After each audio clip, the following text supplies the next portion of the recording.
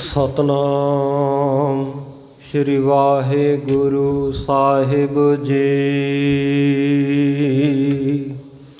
गुरु नानक पाद पंकज बंदन, पाद पंकज बंदन। सिमरो अंगद दोख निकंदन, अमरदास गुर हृदय त्याऊं, हृदय त्याऊं। श्री गुरु रामदास गुण गाऊं, श्री अर्जन बेगनन के नासक, बेगनन के नासक। श्री हर गोबिंद शुभ सुमत प्रकाश, श्री हरि राय नमो कर जोरी, नमो कर जोरी। श्री हर कृष्ण मनाय बहोरी। गुरु तेग बहादुर परम कृपाला, परम कृपाला। श्री गुरु गोबिंद सिंह विशाला,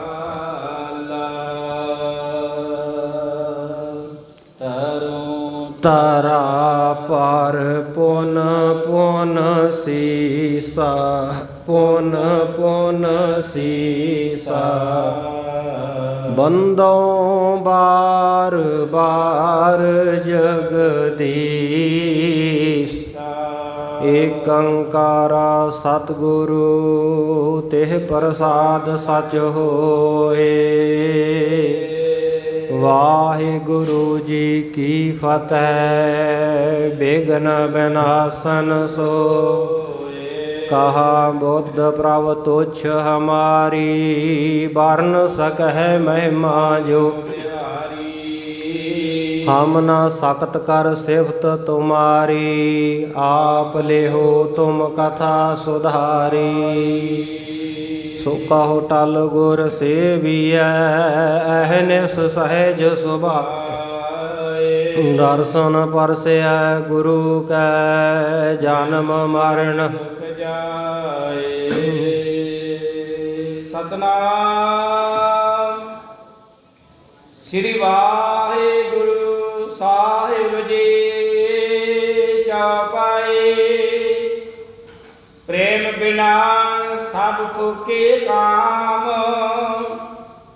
प्रेम करे सिमरै सतनाम। चौपाई प्रेम बिना सब फूके काम, प्रेम करे सिमरै सतनाम। वाहिगुरु जी का खालसा, वाहिगुरु जी की फतेह। सतगुरां दी साजी नवाजी, गुरु प्यारी गुरु सवारी साध संगत जीओ। पार ब्रह्म परमेश्वर अकाल पुरख स्वरूप, दसां पातशाहियां दी आत्मक जोत, प्रतख सतगुरु हाजरा हजूर जहरा जहूर। बाणी के बोहित सतगुरु श्री गुरु ग्रंथ साहिब महाराज सच्चे पातशाह जी की किरपा रहमत बख्शिश हो रही है। सतगुरु जी की मेहर का सदका संध्या समय के दीवान दे विच गुरु की बाणी का रस पिन्ना कीर्तन उपरंत रहरास साहिब का पाठ गुरु के ग्रंथी सिंह साहब जी पासों अस्थान की और गुरमत की निता प्रति दी गुरसिखा की मर्यादा के मुताबिक आपां ने सरवण किया है, आनंद माणिया है। आओ रोज़ाना लड़ीवार कथा का जो दीवान सजदा है उस विच इस वेले हाज़रियां भर रहे हैं। आप समूह संगतां नगर तल्लण दियां ਔਰ ਇਸੇ ਪ੍ਰਕਾਰ ਇਲਾਕਾ ਨਿਵਾਸੀ ਸੰਗਤਾਂ ਤੇ ਦੇਸ਼ਾਂ ਵਿਦੇਸ਼ਾਂ ਤੋਂ ਪਹੁੰਚੇ ਹੋਏ ਆਪ ਮਾਈ ਭਾਈ ਗੁਰੂ ਚਰਨਾਂ ਵਿੱਚ ਬੜੇ ਪਿਆਰ ਅਦਬ ਸਤਿਕਾਰ ਸਹਿਤ ਹਾਜ਼ਰੀਆਂ ਭਰ ਰਹੇ ਹੋ। ਸ਼ਹੀਦਾਂ ਸਿੰਘਾਂ ਦੇ ਅਸਥਾਨ 'ਤੇ ਗੁਰਦੁਆਰਾ ਸ਼ਹੀਦ ਬਾਬਾ ਨਿਹਾਲ ਸਿੰਘ ਜੀ, ਬਾਬਾ ਹਰਨਾਮ ਸਿੰਘ ਜੀ ਮਹਾਂਪੁਰਖ ਤੇ ਇਹਨਾਂ ਦੇ ਤਪ ਅਸਥਾਨ ਦੇ ਉੱਤੇ ਸੰਧਿਆ ਦੇ ਦੀਵਾਨ ਵਿੱਚ ਜੁੜ ਕੇ ਜੋ ਸਤਿਗੁਰੂ ਜੀ ਦੇ ਸਰਗੁਣ ਸਰੂਪ ਦੀ ਕਥਾ ਸਰਵਣ ਕਰਨ ਦਾ ਸੁਭਾਗ ਮਿਲ ਰਿਹਾ। ਆਓ ਆਪਾਂ ਸਰਵਣ ਕਰ ਰਹੇ ਸੀ। ਬੀਤੇ ਕੱਲ੍ਹ ਸੁਣਿਆ ਕਿ ਸਤਿਗੁਰੂ ਸੱਚੇ ਪਾਤਸ਼ਾਹ ਜੀ ਦਾ ਸ਼ਰਧਾ ਭਾਵਨਾ ਵਾਲਾ ਗੁਰਸਿੱਖ ਭਾਈ ਧਿਆਨ ਸਿੰਘ ਚਮਕੌਰ ਸਾਹਿਬ ਦੇ ਨੇੜੇ ਮਾਜਰੀ ਨਗਰ ਦਾ ਭਾਈ ਧਿਆਨ ਸਿੰਘ ਮਾਜਰੀਆ, ਉਹ ਸਤਿਗੁਰੂ ਜੀ ਦੇ ਚਰਨਾਂ ਦੇ ਵਿੱਚ ਭਾਈ ਵਿਸ਼ੰਬਰ ਦਾਸ, ਭਾਈ ਹਰਗੋਪਾਲ ਤੇ ਇਹਨਾਂ ਦੇ ਸਮੁੱਚੇ ਪਰਿਵਾਰ ਦੇ ਸਮੇਤ 2 ਇਹਦੀਆਂ ਪਤਨੀਆਂ ਵਿਸ਼ੰਬਰ ਦਾਸ ਦੀਆਂ ਗੁਰੂ ਚਰਨਾਂ ਵਿੱਚ ਪਹੁੰਚੇ ਹੈ ਉਜੈਨ ਤੋਂ ਚੱਲ ਕੇ। ਤੇ ਇਹ ਭਾਈ ਧਿਆਨ ਸਿੰਘ ਉਹ ਸਿੱਖ ਹੈ ਜਿਹਨੂੰ ਵਿਸ਼ੰਬਰ ਦਾਸ ਦਾ ਪੁੱਤਰ ਹਰਗੋਪਾਲ, ਜਿਹੜਾ ਸ਼ਰਧਾ ਤੋਂ ਹੀਣਾ ਸੀ, ਜਾਂਦਾ ਜਾਂਦਾ 600 ਰੁਪਈਏ ਦੇ ਵਿੱਚ ਗੁਰੂ ਕਾ ਬਚਨ ਵੇਚ ਗਿਆ ਸੀ ਤੇ ਨਾਲ ਹੀ ਸਰਬਲੋ ਦਾ ਕੜਾ ਜੋ ਗੁਰੂ ਘਰ ਤੋਂ ਬਖਸ਼ਿਸ਼ ਪ੍ਰਾਪਤ ਹੋਈ ਸੀ ਉਹ ਦੇ ਗਿਆ ਸੀ। ਸੋ ਸਤਿਗੁਰੂ ਜੀ ਨੇ ਪਹਿਲਾਂ ਇਹ ਉਜੈਨ ਵਾਲੇ ਸਿੱਖਾਂ ਦੀ ਬੇਨਤੀ ਨੂੰ ਮੰਨਦਿਆਂ ਹੋਇਆਂ ਇਹਨਾਂ ਨੂੰ ਦੁਬਾਰਾ ਤੋਂ ਖੁਸ਼ੀਆਂ ਬਖਸ਼ਿਸ਼ ਕੀਤੀਆਂ, ਗੁਰੂ ਕਾ ਵਾਕ ਬਖਸ਼ਿਸ਼ ਕੀਤਾ, ਗਲਤੀ ਲਈ ਖਿਮਾ ਬਖਸ਼ੀ, ਹਰਗੋਪਾਲ ਨੂੰ ਆਪਣੇ ਚਰਨਾਂ ਦਾ ਸਿੱਖ ਬਣਾਇਆ, ਇਹਨਾਂ ਨੂੰ ਸ਼ਰਧਾ ਭਾਵਨਾ ਦੇ ਬਚਨ ਬਖਸ਼ਿਸ਼ ਕੀਤੇ, ਮਿਤ ਮਰਿਆਦਾ ਦੱਸੀ, 101 ਅਰਦਾਸਾਂ ਕਰਨੀਆਂ ਸਿਖਾਈਆਂ ਸਤਿਗੁਰ ਸੱਚੇ ਪਾਤਸ਼ਾਹ ਨੇ। ਸੋ ਸਾਰੀ ਮਿਤ ਮਰਿਆਦਾ ਦੱਸਣ ਤੋਂ ਉਪਰੰਤ ਭਾਈ ਧਿਆਨ ਸਿੰਘ ਨੂੰ ਸਤਿਗੁਰ ਸੱਚੇ ਪਾਤਸ਼ਾਹ ਨੇ ਕਿਹਾ, ਭਾਈ ਧਿਆਨ ਸਿੰਘ ਤੂੰ ਮੇਰਾ ਬੜਾ ਸ਼ਰਧਾ ਭਾਵਨਾ ਵਾਲਾ ਸਿੱਖ ਹੈ ਤੇ ਜੋ ਤੇਰੇ ਮਨ ਦੇ ਵਿੱਚ ਇੱਛਾ ਹੈ ਉਹ ਮੰਗ ਲੈ। ਗੁਰੂ ਨਾਨਕ ਸਾਹਿਬ ਮਹਾਰਾਜ ਸੱਚੇ ਪਾਤਸ਼ਾਹ ਨੇ ਪਹਿਲਾਂ ਹੀ ਤੇਰੇ 'ਤੇ ਬੜੀ ਬਖਸ਼ਿਸ਼ ਕੀਤੀ ਹੈ, ਤੇਰਾ ਜਨਮ ਮਰਨ ਕੱਟਿਆ ਗਿਆ ਹੈ, ਤੇਰੇ ਘਰ ਦੇ ਵਿੱਚ ਮਾਲ ਅਸਬਾਬ ਸਭ ਕੁਝ ਬਹੁਤ ਬਖਸ਼ ਦਿੱਤਾ ਹੈ। ਤੇ ਨਾਲ ਹੀ ਸੰਗਤਾਂ ਦੇ ਵਿੱਚ ਉਹ ਵਾਰਤਾ ਵੀ ਪ੍ਰਗਟ ਕਰ ਕਿ ਗੁਰੂ ਕਾ ਬਚਨ ਭਾਈ ਹਰਗੋਪਾਲ ਤੋਂ ਲੈਣ ਉਪਰੰਤ ਕੀ ਕੀ ਬੀਤੀ, ਕੀ ਕੀ ਪ੍ਰਸੰਗ ਵਰਤਿਆ, ਵਰਤਾਰਾ ਵਰਤਿਆ। ਤਾਂ ਇਹਨੇ ਦੱਸਿਆ ਕਿ ਮਹਾਰਾਜ ਸੱਚੇ ਪਾਤਸ਼ਾਹ ਮੈਂ ਜਦੋਂ ਆਪਣੇ ਖੇਤ ਦੇ ਵਿੱਚ ਹਲ ਵਾਹੁਣ ਦੇ ਲਈ ਗਿਆ ਤੇ ਉੱਥੋਂ ਮੈਨੂੰ ਇੱਕ ਹਜ਼ਾਰਾਂ ਰੁਪਈਏ ਪ੍ਰਾਪਤ ਹੋਏ। ਮੋਹਰਾਂ ਦਾ, ਸੋਨੇ ਦੀਆਂ ਮੋਹਰਾਂ ਦਾ, ਸੋਨੇ ਦੇ ਰੁਪਈਆਂ ਦਾ ਭਰਿਆ ਹੋਇਆ ਘੜਾ ਮੈਨੂੰ ਲੱਭਿਆ, ਜਿਹਦੇ ਵਿੱਚੋਂ 10ਵਾਂ ਹਿੱਸਾ ਦਸਵੰਧ ਜਾਣ ਕੇ ਮੈਂ ਆਪ ਜੀ ਦੇ ਚਰਨਾਂ ਵਿੱਚ ਲੈ ਕੇ ਆਇਆ ਸੀ ਭੇਟਾ ਕਰਨ ਦੇ ਲਈ ਵੱਖਰਾ, ਤੇ ਨਾਲ ਹੀ ਬਾਕੀ ਦੀ ਮਾਇਆ ਵੀ ਲੈ ਆਇਆ ਸੀ। ਉਹ ਮੈਂ ਆਪ ਜੀ ਦੇ ਚਰਨਾਂ ਦੇ ਵਿੱਚ ਦਸਵੰਧ ਭੇਟਾ ਪਹਿਲਾਂ ਕਰ ਦਿੱਤਾ ਤੇ ਬਾਕੀ ਦੀ ਬਾਬਤ ਆਪ ਜੀ ਦਾ ਹੁਕਮ ਮੰਗਿਆ ਸੀ ਕਿ ਮਹਾਰਾਜ ਕੀ ਹੁਕਮ ਹੈ, ਮੈਨੂੰ ਕਿੱਥੇ ਖਰਚ ਕਰਾਂ, ਜਾਂ ਤਾਂ ਇਹਨੂੰ ਗੁਰੂ ਘਰ ਵਿੱਚ ਹੀ ਰੱਖ ਲਓ ਜਾਂ ਮੈਨੂੰ ਦੱਸੋ ਵੀ ਇਹਦੀ ਕਿਵੇਂ ਵਰਤੋਂ ਕੀਤੀ ਜਾਵੇ। ਤੇ ਆਪ ਜੀ ਨੇ ਹੁਕਮ ਕੀਤਾ ਸੀ ਕਿ ਇਹਦੀ ਸਯੋਗ ਵਰਤੋਂ ਕਰ ਲਓ। ਸੋ ਉਹਦੇ ਨਾਲ ਮੈਂ ਗੁਰੂ ਕੀਆਂ ਸੰਗਤਾਂ ਨੂੰ ਕੜਾਹ ਪ੍ਰਸ਼ਾਦ ਬਣਾ ਕੇ ਵਰਤਾ ਦਿੱਤਾ, ਗੁਰੂ ਕਾ ਲੰਗਰ ਕਰ ਦਿੱਤਾ, ਭੋਜਨ ਪ੍ਰਸ਼ਾਦਾ ਗੁਰਸਿੱਖਾਂ ਦੇ ਵਾਸਤੇ ਤੇ ਅਭਿਆਗਤ ਹੋਰ ਲੋੜਵੰਦਾਂ ਦੇ ਵਾਸਤੇ, ਤੇ ਕੁਝ ਆਪਣੇ ਮਕਾਨ ਬਣਾ ਲਏ ਤਾਂ ਕਿ ਆਈ ਗਈ ਸੰਗਤ ਦੀ ਸੇਵਾ, ਆਏ ਗਏ ਸਿੱਖਾਂ ਦੀ ਰਿਹਾਇਸ਼ ਦੇ ਵਾਸਤੇ ਇੰਤਜ਼ਾਮ ਹੋ ਸਕੇ। ਉਹ ਮਹਾਰਾਜ ਸੱਚੇ ਪਾਤਸ਼ਾਹ ਮੈਂ ਸਯੋਗ ਜਗ੍ਹਾ ਦੇ ਉੱਤੇ ਸਾਰੀ ਮਾਇਆ ਖਰਚ ਕਰ ਦਿੱਤੀ ਹੈ। ਤੇ ਸਤਿਗੁਰ ਸੱਚੇ ਪਾਤਸ਼ਾਹ ਕਹਿੰਦੇ, ਭਾਈ ਧਿਆਨ ਸਿੰਘ ਜੇ ਤੇਰੇ ਮਨ ਵਿੱਚ ਕੋਈ ਹੋਰ ਇੱਛਾ ਹੈ ਤਾਂ ਉਹ ਵੀ ਮੰਗ ਲੈ, ਸਾਡੀ ਤੇਰੇ ਉੱਤੇ ਬੜੀ ਪ੍ਰਸੰਨਤਾ ਹੈ, ਖੁਸ਼ੀ ਹੈ। ਤਾਂ ਸਤਿਗੁਰ ਸੱਚੇ ਪਾਤਸ਼ਾਹ ਨੂੰ ਕਹਿਣ ਲੱਗਾ, ਜੀ ਆਪ ਜੀ ਨੇ ਜੋ ਧਨ ਬਖਸ਼ਿਆ ਸੋ ਆਪ ਜੀ ਦੀ ਬਖਸ਼ਿਸ਼ ਬਹੁਤ ਵਧੀਆ ਹੋ ਗਿਆ, ਪਰ ਮੈਨੂੰ ਉਸ ਤੋਂ ਵੀ ਜ਼ਿਆਦਾ ਵਧੀਆ ਗੱਲ ਇਹ ਲੱਗੀ ਹੈ ਕਿ ਜਿਹੜਾ ਹਰਗੋਪਾਲ ਹੈ ਨਾ ਆਪ ਜੀ ਤੋਂ ਬੇਮੁਖ ਹੋ ਗਿਆ ਸੀ, ਬਚਨ ਹੀ ਵੇਚ ਗਿਆ ਸੀ ਐਵੇਂ ਲਾਲਚੀ ਹੋ ਕੇ ਤੇ ਨਾਸਤਿਕਤਾ ਦੇ ਵਿੱਚ, ਇਹ ਦੁਬਾਰਾ ਆਪ ਜੀ ਦੇ ਚਰਨਾਂ ਵਿੱਚ ਆ ਕੇ ਇਹਨੇ ਭੁੱਲ ਬਖਸ਼ਾਈ ਹੈ ਤੇ ਤੁਹਾਡਾ ਸਿੱਖ ਹੋ ਗਿਆ। ਇਹ ਭਲੀ ਗੱਲ ਹੋਈ ਹੈ, ਚੰਗੀ ਗੱਲ ਹੋਈ ਹੈ। ਮਹਾਰਾਜ ਕਹਿੰਦੇ ਹਾਂ ਭਾਈ ਠੀਕ ਹੈ, ਹੁਣ ਇਹ ਆ ਗਿਆ ਚਰਨਾਂ ਵਿੱਚ, ਬਖਸ਼ਿਆ ਗਿਆ, ਹੁਣ ਇਹਦਾ ਕੋਈ ਖੋਟ ਨਹੀਂ, ਇਹਦੇ ਸਭ ਪ੍ਰਕਾਰ ਦੇ ਦੋਸ਼ ਦੂਰ ਹੋ ਗਏ ਹੈ, ਇਹ ਗੁਰੂ ਚਰਨਾਂ ਦਾ ਸੇਵਕ ਬਣ ਗਿਆ। ਮਹਾਰਾਜ ਸੱਚੇ ਪਾਤਸ਼ਾਹ ਜੀ ਇੱਕ ਬੇਨਤੀ ਹੋਰ ਹੈ। ਮਹਾਰਾਜ ਕਹਿੰਦੇ ਹਾਂ ਭਾਈ ਧਿਆਨ ਸਿੰਘ ਦੱਸ। ਕਹਿਣ ਲੱਗਾ, ਜੀ ਆਪ ਜੀ ਹੁਣ ਸਰੀਰਕ ਰੂਪ ਵਿੱਚ ਵਿਰਾਜਮਾਨ ਹੋ ਤੇ ਆਪ ਜੀ ਦੀਆਂ ਸਿੱਖਿਆਵਾਂ ਦਾ ਅਸਰ ਬੜਾ ਹੁੰਦਾ ਸੰਗਤਾਂ ਦੇ ਉੱਤੇ, ਜਿਹੜੇ ਵੀ ਸ਼ਰਧਾ ਭਾਵਨਾ ਨਾਲ ਆਉਂਦੇ ਆਪ ਜੀ ਦੇ ਸਿੱਖ ਬਣ ਕੇ ਚਲੇ ਜਾਂਦੇ ਹੈ। ਤੇ ਮਹਾਰਾਜ ਸੱਚੇ ਪਾਤਸ਼ਾਹ ਫਿਰ ਵੀ ਕਦੇ ਕਦੇ ਕੋਈ ਨਾ ਕੋਈ ਢਲਿਆਈ ਰਹਿਤ ਮਰਿਆਦਾ ਦੇ ਵਿੱਚ ਕੋਈ ਕਚਿਆਈ ਗੁਰਸਿੱਖਾਂ ਦੇ ਮਨ ਦੇ ਵਿੱਚ ਆ ਜਾਂਦੀ ਹੈ, ਜਿਵੇਂ ਭਾਈ ਹਰਗੋਪਾਲ ਦੇ ਮਨ ਵਿੱਚ ਆ ਗਈ ਸੀ। ਇਹ ਆਪ ਜੀ ਦਾ ਬਚਨ ਹੀ ਵੇਚ ਗਿਆ ਸੀ ਜਾਂਦਾ ਜਾਂਦਾ, ਤੇ ਆਪ ਜੀ ਹੁਣ ਤਾਂ ਸਰੀਰਕ ਰੂਪ ਵਿੱਚ ਬਿਰਾਜਮਾਨ ਹੋ, ਫਿਰ ਵੀ ਸਿੱਖ ਇੱਦਾਂ ਕੁਤਾਹੀਆਂ ਕਰ ਜਾਂਦੇ ਹੈ। ਤੇ ਮਹਾਰਾਜ ਸੱਚੇ ਪਾਤਸ਼ਾਹ ਮੈਂ ਸੋਚਦਾ ਹਾਂ ਵੀ ਜਦੋਂ ਆਪ ਜੀ ਇਹ ਸਰੀਰ ਦਾ ਓਹਲਾ ਕਰ ਜਾਓਗੇ ਤਨ ਦਾ ਸੰਸਾਰ ਤੋਂ, ਤੇ ਫਿਰ ਮਹਾਰਾਜ ਸੱਚੇ ਪਾਤਸ਼ਾਹ ਆਪ ਜੀ ਦੇ ਸਿੱਖਾਂ ਦਾ ਸਿਦਕ ਪੱਕਾ ਕਿਵੇਂ ਰਹੇਗਾ। ਆਪ ਜੀ ਕਿਰਪਾ ਕਰੋ, ਆਪਣੇ ਸਿੱਖਾਂ ਨੂੰ ਘਨੇਰਾ ਬਹੁਤਾ ਹੀ ਕੋਈ ਤਕੜਾ ਸਿਦਕ ਬਖਸ਼ ਕੇ ਜਾਓ, ਇਹ ਧਰਮ ਤੋਂ ਡੋਲਣ ਹੀ ਨਾ, ਐਸੀ ਕਿਰਪਾ ਕਰ ਦਿਓ। ਤਾਂ ਸਤਿਗੁਰ ਸੱਚੇ ਪਾਤਸ਼ਾਹ ਕਹਿਣ ਲੱਗੇ, ਕਹਿੰਦੇ ਭਾਈ ਅਸੀਂ ਗੁਰੂ ਕੇ ਸਿੱਖਾਂ ਨੂੰ ਖੰਡੇ ਕੀ ਪਾਹੁਲ ਬਖਸ਼ਿਸ਼ ਕਰ ਦਿੱਤੀ ਹੈ, ਹੁਣ ਇਹਨਾਂ ਨੂੰ ਚਰਨਾਮ੍ਰਿਤ ਦੀ ਲੋੜ ਨਹੀਂ।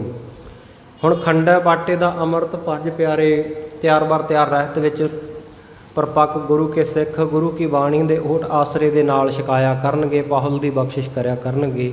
ਅਤੇ ਮੈਂ ਐਸਾ ਅੰਮ੍ਰਿਤ ਦੇ ਚੱਲਿਆ ਜਿਹੜਾ ਕਾਇਰਾਂ ਨੂੰ ਵੀ ਸੂਰਮੇ ਬਣਾ ਦੇਵੇਗਾ। ਸੋ ਜਿਹੜਾ ਛਕ ਲਵੇਗਾ ਕੋਈ ਜਾਤ ਪਾਤ ਦਾ ਭੇਦ ਨਹੀਂ ਕਰੇਗਾ, ਵਹਿਮਾਂ ਭਰਮਾਂ ਤੋਂ ਮੁਕਤ ਹੋ ਜਾਏਗਾ। ਔਰ ਜਿਹੜੇ ਤੁਰਕੜੇ ਹੈ, ਜਿਹੜੇ ਦੁਸ਼ਮਣ ਹੈ, ਜਿਹੜੇ ਜ਼ਾਲਮ ਹੈ, ਜ਼ੁਲਮ ਕਮਾਉਂਦੇ ਆ ਪ੍ਰਜਾ ਦੇ ਉੱਤੇ, ਉਹ ਮੇਰੇ ਖਾਲਸੇ ਦੇ ਤੇਜ ਪ੍ਰਤਾਪ ਦੇ ਅੱਗੇ ਠਹਿਰ ਨਹੀਂ ਸਕਣਗੇ।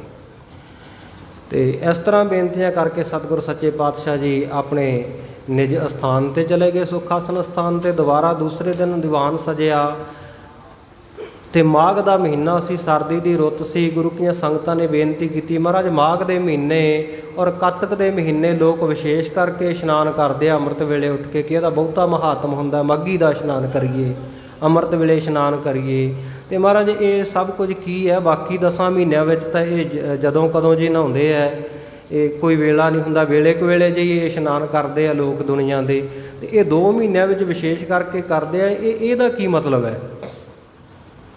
ਤਾਂ ਸਤਿਗੁਰ ਸੱਚੇ ਪਾਤਸ਼ਾਹ ਨੇ ਸਮਝਾਇਆ ਕਿ ਭਾਈ ਗੁਰਸਿੱਖੀ ਦੀ ਜਿਹੜੀ ਮਰਿਆਦਾ ਹੈ ਉਹ ਤਾਂ ਇਹ ਹੈ ਕਿ ਗੁਰ ਸਤਿਗੁਰ ਕਾ ਜੋ ਸਿੱਖ ਅਖਾਏ ਸੋ ਭਲਕੇ ਉਠ ਹਰਿ ਨਾਮ ਧਿਆਵੈ, ਉਦਮ ਕਰੇ ਭਲਕੇ ਪ੍ਰਭਾਤੀ ਇਸ਼ਨਾਨ ਕਰੇ ਅੰਮ੍ਰਿਤ ਸਰ ਨਹਾਵੈ, ਫਿਰ ਚੜ੍ਹੈ ਦਿਵਸ ਗੁਰਬਾਣੀ ਗਾਵੈ, ਬਹਿੰਦਿਆਂ ਉੱਠਦਿਆਂ ਹਰਿ ਨਾਮ ਧਿਆਵੈ, ਉਪਦੇਸ਼ ਗੁਰੂ ਹਰਿ ਹਰਿ ਮੁਖ ਜਾਪੈ, ਸਭ ਕਿਲ ਵਿਖ ਉਪਦੇਸ਼ ਗੁਰੂ ਹਰਿ ਹਰਿ ਜਪ ਜਾਪੈ, ਸਭ ਕਿਲ ਵਿਖ ਪਾਪ ਦੋਖ ਲੈ ਜਾਵੈ।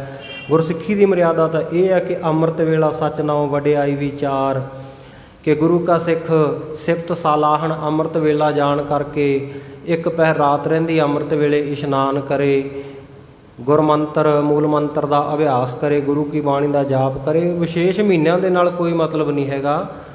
ਗੁਰੂ ਕਾ ਸਿੱਖ ਤਾਂ ਸਦਾ ਹੀ ਪੂਰੀ ਜ਼ਿੰਦਗੀ ਸਾਰਾ ਸਾਲ ਹੀ ਹਰੇਕ ਦਿਨ ਹੀ ਅੰਮ੍ਰਿਤ ਵੇਲੇ ਇਸ਼ਨਾਨ ਕਰਦਾ। ਅਤੇ ਇਹ ਜਿਹੜੇ ਲੋਕ ਆ ਨਾ, ਜਿਹੜੇ ਤੁਸੀਂ ਕਹਿੰਦੇ ਹੋ ਵੀ ਇਹ 2 ਮਹੀਨਿਆਂ ਦੇ ਵਿੱਚ ਹੀ ਵਿਸ਼ੇਸ਼ ਕਰਕੇ ਕਰਦੇ ਆ, ਮਹਾਰਾਜ ਕਹਿੰਦੇ ਮਤਲਬ ਦੇ ਲੋਕ ਆ। ਇਹ ਮਤਲਬ ਵਾਸਤੇ ਕਰਦੇ ਆ, ਕਿਉਂਕਿ ਇਹਨਾਂ ਨੂੰ ਦੱਸਿਆ ਗਿਆ ਹੈ ਕਿ ਮਾਘ ਦੇ ਮਹੀਨੇ ਅਤੇ ਕੱਤਕ ਦੇ ਮਹੀਨੇ ਜਿਹੜਾ ਅੰਮ੍ਰਿਤ ਵੇਲੇ ਇਸ਼ਨਾਨ ਕਰੂਗਾ ਉਹਨੂੰ ਬਹੁਤ ਫਲ ਪ੍ਰਾਪਤ ਹੁੰਦਾ ਹੈ। ਉਹ ਫਲ ਦੀ ਪ੍ਰਾਪਤੀ ਵਾਸਤੇ ਸਕਾਮ ਕਰਮਾਂ ਕਰਕੇ ਇਹ ਕਰ ਰਹੇ ਹੈ, ਲਾਲਚ ਕਰਕੇ। ਅਤੇ ਮਹਾਰਾਜ ਕਹਿੰਦੇ ਮਤਲਬ ਕੀ ਕਿਆ ਪ੍ਰੀਤ ਚਿਰ ਨਹੀਂ ਠਹਿਰਦੀ ਹੈ। ਮਤਲਬ ਦੀ ਕਾਹਦੀ ਪ੍ਰੀਤੀ, ਕਾਹਦਾ ਪ੍ਰੇਮ ਹੋਇਆ ਜਿਹੜਾ ਮਤਲਬ ਨਾਲ ਹੀ ਕੀਤਾ ਗਿਆ, ਇਹ ਫਿਰ ਚਿਰ ਠਹਿਰਨ ਵਾਲਾ ਨਹੀਂ ਹੁੰਦਾ, ਬਹੁਤੀ ਦੇਰ ਨਹੀਂ ਰਹਿੰਦਾ, ਟੁੱਟ ਜਾਇਆ ਕਰਦਾ ਹੈ। ਸੋ ਸਤਿਗੁਰ ਸੱਚੇ ਪਾਤਸ਼ਾਹ ਨੇ ਫਿਰ ਕਈ ਉਦਾਹਰਨਾਂ ਵੀ ਦਿੱਤੀਆਂ, ਜਿਵੇਂ ਗਊ ਨੂੰ ਜਦੋਂ ਦੁੱਧ ਦਿੰਦੀ ਹੈ ਕਹਿੰਦੇ ਵੀ ਦੇਵਤਾ ਇਹਨੇ ਬੜੀ ਮਿਹਰ ਕੀਤੀ ਹੈ, ਜਦੋਂ ਨਹੀਂ ਦਿੰਦੀ ਤੇ ਧੇਨ ਦੁੱਧ ਤੇ ਬਾਹਰ ਹੀ ਕਿਤੇ ਨਾ ਆਵੇ, ਕਾਂ ਮਾਰ ਕੇ ਡੰਡਾ ਘਰੋਂ ਕੱਢ ਦਿੰਦੇ ਨੇ ਲੋਕ। ਇਸੇ ਤਰ੍ਹਾਂ ਜਿਹੜਾ ਦੇਵਤਾ, ਜਿਹੜਾ ਬਾਬਾ ਇਹਨਾਂ ਦੇ ਮਨ ਦੀਆਂ ਮੁਰਾਦਾਂ ਪੂਰੀਆਂ ਕਰੇ, ਸਾਰੇ ਸ਼ਹਿਰ ਦੀ ਉਹਦੇ 'ਤੇ ਸ਼ਰਧਾ ਹੋ ਜਾਂਦੀ ਹੈ, ਸਾਰਾ ਸ਼ਹਿਰ ਉਹਦੀ ਪੂਜਾ ਕਰਦਾ ਹੈ।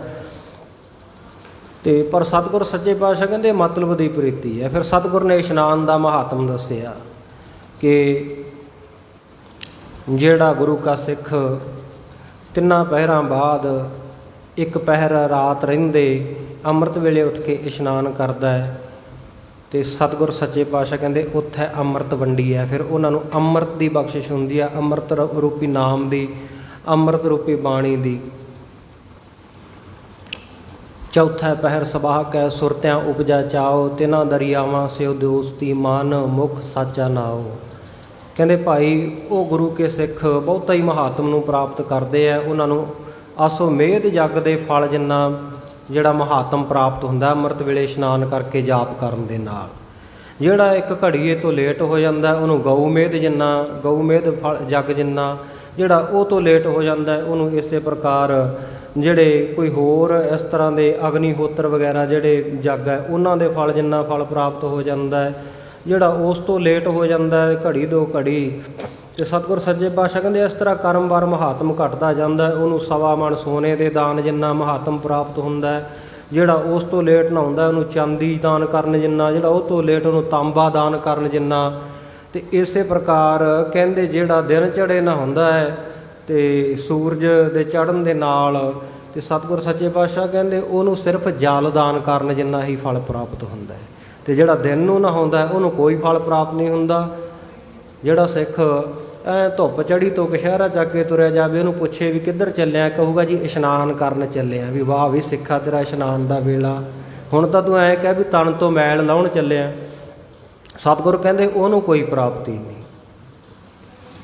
ਜਾਂ ਜਿਹੜੇ ਕਹਿੰਦੇ ਨਹਾਉਂਦੇ ਹੀ ਨਹੀਂ, ਤੇ ਉਹ ਇੱਦਾਂ ਦੀਆਂ ਫਿਰ ਉਹ ਗੱਲਾਂ ਬਾਤਾਂ ਕਰਦੇ ਆ ਜੀ, 5 ਇਸ਼ਨਾਨਾਂ ਮਹਾ ਗਿਆਨਾਂ, ਨਿਤ ਨਹਾਉਣ ਦਲਿੱਦਰੀ, ਤੇ 6ਵੇਂ ਮਹੀਨੇ ਗੁਰਮੁਖ ਨਹਾਵੇ, ਸਾਲ ਪਿੱਛੋਂ ਕੋਈ ਉਦਮੀ। ਇੱਦਾਂ ਦੀਆਂ ਗੱਲਾਂ ਬਾਤਾਂ ਵੀ ਆਪੇ ਹੀ ਜੋੜ ਲੈਂਦੇ ਆ, ਤੁਕ ਬੰਦੀਆਂ ਕਰ ਲੈਂਦੇ ਆ ਵੀ ਬੜੇ ਉਦਮੀ ਆ ਜਿਹੜੇ ਸਾਲ ਨਹੀਂ ਨਹਾਉਂਦੇ, ਬਸ ਸਦਕੇ ਜਾਈਏ ਤੁਹਾਡੇ ਉਦਮ ਤੋਂ।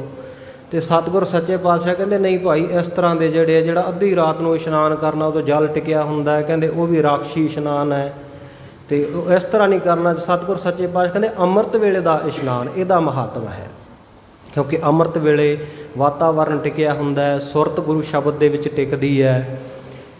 ਤੇ ਸਤਿਗੁਰ ਸੱਚੇ ਪਾਤਸ਼ਾਹ ਕਹਿੰਦੇ ਉਸ ਵੇਲੇ ਦਰਗਾਹ ਦੇ ਬੂਹੇ ਖੁੱਲ੍ਹੇ ਹੁੰਦੇ ਹੈ, ਉੱਥੇ ਰਾਤ ਕਥੂਰੀ ਵੰਡੀ ਹੈ, ਸੁੱਤਿਆਂ ਮਿਲੈ ਨਾ ਭਾਓ। ਸਤਿਗੁਰ ਸੱਚੇ ਪਾਤਸ਼ਾਹ ਕਹਿੰਦੇ ਕਸਤੂਰੀ, ਨਾਮ ਰੂਪੀ ਕਸਤੂਰੀ ਵਰਤਦੀ ਆ ਅੰਮ੍ਰਿਤ ਵੇਲੇ ਤਾਂ।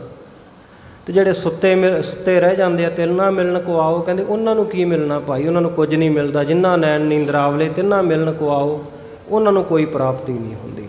ਸੋ ਇਸ ਪ੍ਰਕਾਰ ਸਤਿਗੁਰਾਂ ਨੇ ਇਸ਼ਨਾਨ ਮਹਾਤਮ ਦੱਸਿਆ ਹੈ, ਤੇ ਨਾਲ ਸੰਸਾਰ ਨੂੰ ਜਗਤ ਦਾ ਤਮਾਸ਼ਾ ਦੱਸਿਆ। ਤੇ ਜਗਤ ਦੇ ਵਿੱਚ ਕਹਿੰਦੇ ਐਵੇਂ ਕਹਿੰਦੇ ਸ਼ਤਰੰਜ ਦੀ ਖੇਡ ਆ, 12 ਟਹਿਣੀ ਦੀ ਖੇਡ ਹੈ, ਚੌਪੜ ਦੀ ਖੇਡ ਆ, ਗੰਜਫੇ ਦੀ ਖੇਡ ਆ। ਇਸ ਤਰ੍ਹਾਂ ਕਹਿੰਦੇ ਖੇਡਾਂ ਜਿਹੀਆਂ ਆ ਜਗਤ, ਜਿਹੜਾ ਤਮਾਸ਼ਾ ਹੀ ਹੈ। ਇਹਦੇ ਨਾਲ ਜੁੜ ਕੇ ਪ੍ਰਾਪਤ ਕੁਝ ਨਹੀਂ, ਲਾਭ ਕੁਛ ਨਹੀਂ ਹੈ। ਸੋ ਇਹ ਮਨ ਦੇ ਸ਼ੌਂਕ ਤਾਂ ਹੈਗੇ, ਸੰਸਾਰ ਦੇ ਵਿੱਚ ਮਨ ਪਰਚਾਵਾ ਤਾਂ ਹੈ, ਪਰ ਸਤਿਗੁਰ ਸੱਚੇ ਪਾਤਸ਼ਾਹ ਕਹਿੰਦੇ ਜਿਹੜਾ ਗੁਰੂ ਕਾ ਸਿੱਖ ਇਹਨੂੰ ਨਾਸ਼ਵੰਤ ਜਾਣ ਕੇ ਪਰਮੇਸ਼ਰ ਦੇ ਨਾਮ ਦੀ ਅਰਾਧਨਾ ਕਰ ਲੈਂਦਾ ਹੈ, ਸੋ ਭਾਈ ਉਹਦਾ ਲੋਕ ਸੁਖੀਆ ਤੇ ਪਰਲੋਕ ਸੁਹੇਲਾ ਹੋ ਜਾਂਦਾ ਹੈ। ਇੱਥੋਂ ਤੱਕ ਆਪਾਂ ਸਰਵਣ ਕਰ ਲਿਆ ਸੀ। ਆਓ ਅੱਗੇ ਭਾਈ ਸਾਹਿਬ ਭਾਈ ਸੰਤੋਖ ਸਿੰਘ ਜੀ ਚੂੜਾਮਣੀ ਕਵੀ 100 ਸਾਖੀ ਨੂੰ ਮੂਲ ਆਧਾਰ ਬਣਾ ਕੇ ਅੱਗੇ ਵਿਸਥਾਰ ਪੂਰਵਕ ਜਿਵੇਂ ਗੁਰੂ ਕਾ ਇਤਿਹਾਸ ਲਿਖ ਰਹੇ ਹੈ, ਬੜੇ ਪਿਆਰ ਦੇ ਨਾਲ ਸਰਵਣ ਕਰੀਏ ਜੀ। ਵਾਹਿਗੁਰੂ ਸਾਹਿਬ ਜੀ ਚੌਪਾਈ, ਪ੍ਰੇਮ ਬਿਨਾ ਸਭ ਫੂਕੇ ਕਾਮ।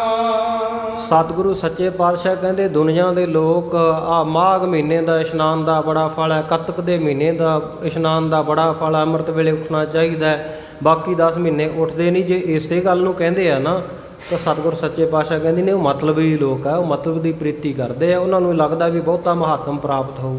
ਪਰ ਸਤਿਗੁਰ ਸੱਚੇ ਪਾਤਸ਼ਾਹ ਕਹਿੰਦੇ ਨਹੀਂ, ਤਨ ਦੀ ਪਵਿੱਤਰਤਾ ਦੇ ਲਈ ਅੰਮ੍ਰਿਤ ਵੇਲੇ ਇਸ਼ਨਾਨ ਜ਼ਰੂਰੀ ਹੈ।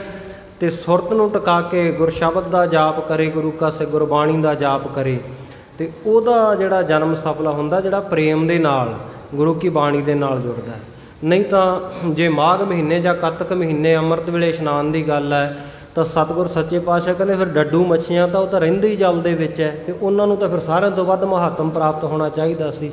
ਇਸ਼ਨਾਨ ਕਰਕੇ ਗੁਰੂ ਕੀ ਬਾਣੀ ਦੇ ਨਾਲ ਜੁੜਨਾ, ਇਹਦਾ ਵੱਡਾ ਮਹਾਤਮ ਹੈ। ਸੋ ਸਾਡੇ ਜਿਹੜੇ ਧਾਰਮਿਕ ਅਸਥਾਨ ਹੈ, ਤੀਰਥ ਇਸ਼ਨਾਨ ਹੈ, ਉਹਨਾਂ ਦੇ ਉੱਥੇ ਅਸੀਂ ਜਾਣਾ ਹੈ। ਜਿਵੇਂ ਆਪਾਂ ਸ਼੍ਰੀ ਹਰਿਮੰਦਰ ਸਾਹਿਬ ਜਾਂਦੇ ਹਾਂ, ਅੰਮ੍ਰਿਤ ਸਰੋਵਰ, ਉੱਥੇ ਜਾ ਕੇ ਇਸ਼ਨਾਨ ਕਰਦੇ ਹਾਂ, ਕਿਉਂਕਿ ਉਹ ਤਾਂ ਹੈ ਹੀ ਅੰਮ੍ਰਿਤ ਰੂਪ ਹੈ ਨਾ। ਹਰ ਸਮੇਂ ਜਿੱਥੇ ਬਾਣੀ ਪੜ੍ਹੀ ਜਾ ਰਹੀ ਹੈ ਤੇ ਉਹ ਅੰਮ੍ਰਿਤ ਜਲ ਹੈ, ਸੋ ਉਹਦਾ ਵੱਖਰਾ ਮਹਾਤਮ ਹੈ। ਔਰ ਉੱਥੇ ਵੀ ਜਾ ਕੇ ਆਪਾਂ ਜੁੜਦੇ ਤਾਂ ਗੁਰੂ ਕੀ ਬਾਣੀ ਨਾਲ ਹੀ ਹੈ, ਗੁਰੂ ਕੇ ਕੀਰਤਨ ਨਾਲ ਹੀ ਹੈ। ਸੋ ਭਾਈ ਸਤਿਗੁਰ ਸੱਚੇ ਪਾਤਸ਼ਾਹ ਕਹਿੰਦੇ ਇਸ਼ਨਾਨ ਪਾਨ ਕਰਕੇ ਗੁਰੂ ਕਾ ਸਿੱਖ ਜਿਹੜਾ ਅੰਮ੍ਰਿਤ ਵੇਲੇ ਜੁੜਦਾ ਹੈ ਤੇ ਮਨ ਦੇ ਵਿੱਚ ਪ੍ਰੇਮ ਰੱਖਦਾ ਹੈ, ਤੇ ਉਹਦੇ ਸਾਰੇ ਕਾਰਜ ਰਾਸ ਹੁੰਦੇ ਆ। ਪਰ ਜਿਨ੍ਹਾਂ ਦੇ ਮਨ ਵਿੱਚ ਪ੍ਰੇਮ ਨਹੀਂ, ਪ੍ਰੇਮ ਬਿਨਾ ਸਭ ਫੋਕੇ ਕਾਮ। ਕਹਿੰਦੇ ਬਾਕੀ ਤਾਂ ਫਿਰ ਫੋਕਾ ਦਿਖਾਵਾ ਹੀ ਹੈ, ਵੀ ਮਾਘ ਮਹੀਨੇ ਅੰਮ੍ਰਿਤ ਵੇਲੇ ਉੱਠ ਕੇ ਇਸ਼ਨਾਨ ਕਰ ਲਓ, ਕੱਤਕ ਮਹੀਨੇ ਕਰ ਲਓ। ਪ੍ਰੇਮ ਤੋਂ ਬਿਨਾਂ ਤਾਂ ਸਾਰੇ ਜਿਹੜੇ ਕਾਰਜ ਹੈ, ਸਤਿਗੁਰ ਸੱਚੇ ਪਾਤਸ਼ਾਹ ਕਹਿੰਦੇ ਫੋਕੇ ਹਨ, ਝੂਠੇ ਹਨ, ਕੂੜੇ ਹਨ।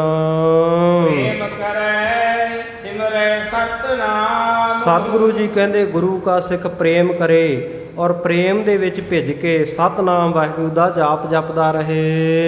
ਏਲ ਸਕਲ ਕੋ ਪ੍ਰੇਮ ਮਹਾਨੋ। ਸਤਿਗੁਰ ਸੱਚੇ ਪਾਤਸ਼ਾਹ ਕਹਿੰਦੇ ਆ ਸੰਸਾਰ ਵਿੱਚ, ਆ ਜਗਤ ਦੇ ਵਿੱਚ ਜਿੰਨਾ ਵੀ ਸਾਰਾ ਮੇਲ ਜੋਲ ਆ ਨਾ, ਇਹ ਪ੍ਰੇਮ ਦੀ ਮਹਾਨਤਾ ਕਰਕੇ ਹੀ ਹੈ। ਜੇ ਪ੍ਰੇਮ ਨਹੀਂ ਹੈ ਤਾਂ ਫਿਰ ਕਾਹਦਾ ਮੇਲ ਜੋਲ ਹੈ? ਫਿਰ ਤਾਂ ਕੋਈ ਕਿਸੇ ਨੂੰ ਮਿਲੇ ਹੀ ਨਾ, ਪ੍ਰੇਮ ਨਾ ਹੋਵੇ ਤਾਂ।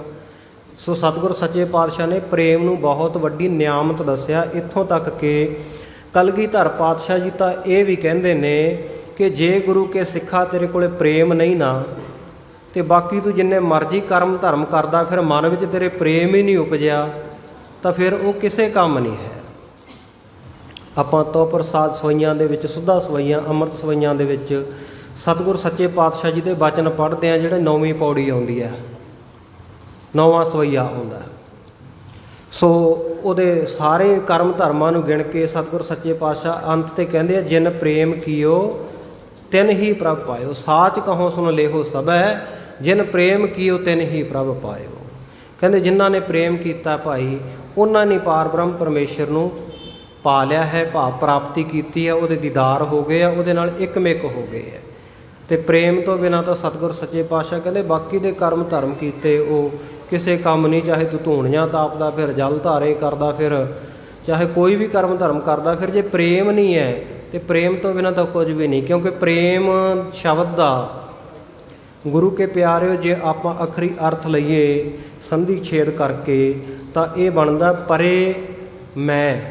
ਜਿੱਥੇ ਮੈਂ ਤੋਂ ਪਰੇ ਹੋ ਜਾਵੇ ਮਨੁੱਖ, ਜਿੱਥੇ ਮੈਂ ਨਾ ਰਹੇ, ਹਉਮੈ ਖਤਮ ਹੋ ਜੇ, ਆਪਣਾ ਆਪਾ ਖਤਮ ਹੋ ਜੇ, ਆਪਣਾ ਆਪਾ ਨਿਸ਼ਾਵਰ ਕਰ ਦੇਣਾ ਹੀ ਪ੍ਰੇਮ ਹੈ। ਕਹਿੰਦੇ ਤਾਂ ਆਪਾਂ ਸਾਰੇ ਹੀ ਹਾਂ ਕਿ ਅਸੀਂ ਗੁਰੂ ਨੂੰ ਪ੍ਰੇਮ ਕਰਦੇ ਹਾਂ, ਅਸੀਂ ਮੱਥਾ ਟੇਕਦੇ ਹਾਂ, ਅਸੀਂ ਭੇਟਾ ਵੀ ਰੱਖਦੇ ਹਾਂ, ਪਰ ਜੇ ਉਹਦੇ ਵਿੱਚ ਵੀ ਸਾਡਾ ਆਪਣਾ ਆਪ ਹੀ ਜਣਾਉਂਦੇ ਰਹੇ ਜੀ, ਮੈਂ ਇੰਨੀ ਸੇਵਾ ਕੀਤੀ, ਮੈਂ ਇੰਨੇ ਵਾਰ ਗੁਰਦੁਆਰੇ ਜਾਂਦਾ, ਮੈਂ ਇੰਨੀ ਬਾਣੀ ਪੜ੍ਹਦਾ ਹਾਂ, ਮੈਂ ਇੰਨੀ ਸੇਵਾ ਕਰਦਾ, ਮੈਂ ਇੰਨਾ ਦਾਨ ਦਿੰਦਾ ਹੈ, ਤੇ ਜੇ ਮੈਂ ਰਹਿ ਗਈ ਤਾਂ ਫਿਰ ਉਹ ਪ੍ਰੇਮ ਨਹੀਂ ਹੈ।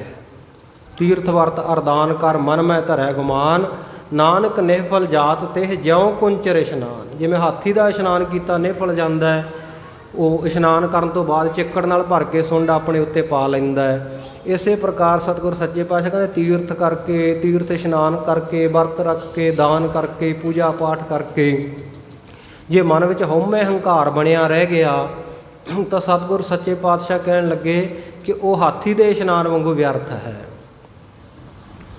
ਸੋ ਸਤਿਗੁਰੂ ਸੱਚੇ ਪਾਤਸ਼ਾਹ ਜੀ ਕਹਿੰਦੇ ਪ੍ਰੇਮ ਜੋ ਮੈਂ ਤੋਂ ਪਰੇ ਹੋ ਜਾਣਾ। ਇੱਕ ਵਾਰੀ ਅਕਬਰ ਬਾਦਸ਼ਾਹ ਦਾ ਦਰਬਾਰ ਸਜਿਆ ਹੋਇਆ ਸੀ, ਤੇ ਉਹਦਾ ਜਿਹੜਾ ਇੱਕ ਦੀਵਾਨ ਸੀ ਨਾ ਬੀਰਬਲ, ਉਹਨੂੰ ਬੜਾ ਸੂਝਵਾਨ ਮੰਨਿਆ ਗਿਆ, ਸਿਆਣੇ ਲੋਕਾਂ ਵਿੱਚ ਉਹਦੀ ਗਿਣਤੀ ਕੀਤੀ ਗਈ ਹੈ। ਬੜਾ ਕਹਿੰਦੇ ਉਹ ਦਿਮਾਗ ਦਾ ਰੌਸ਼ਨ ਦਿਮਾਗ ਬੰਦਾ ਸੀ।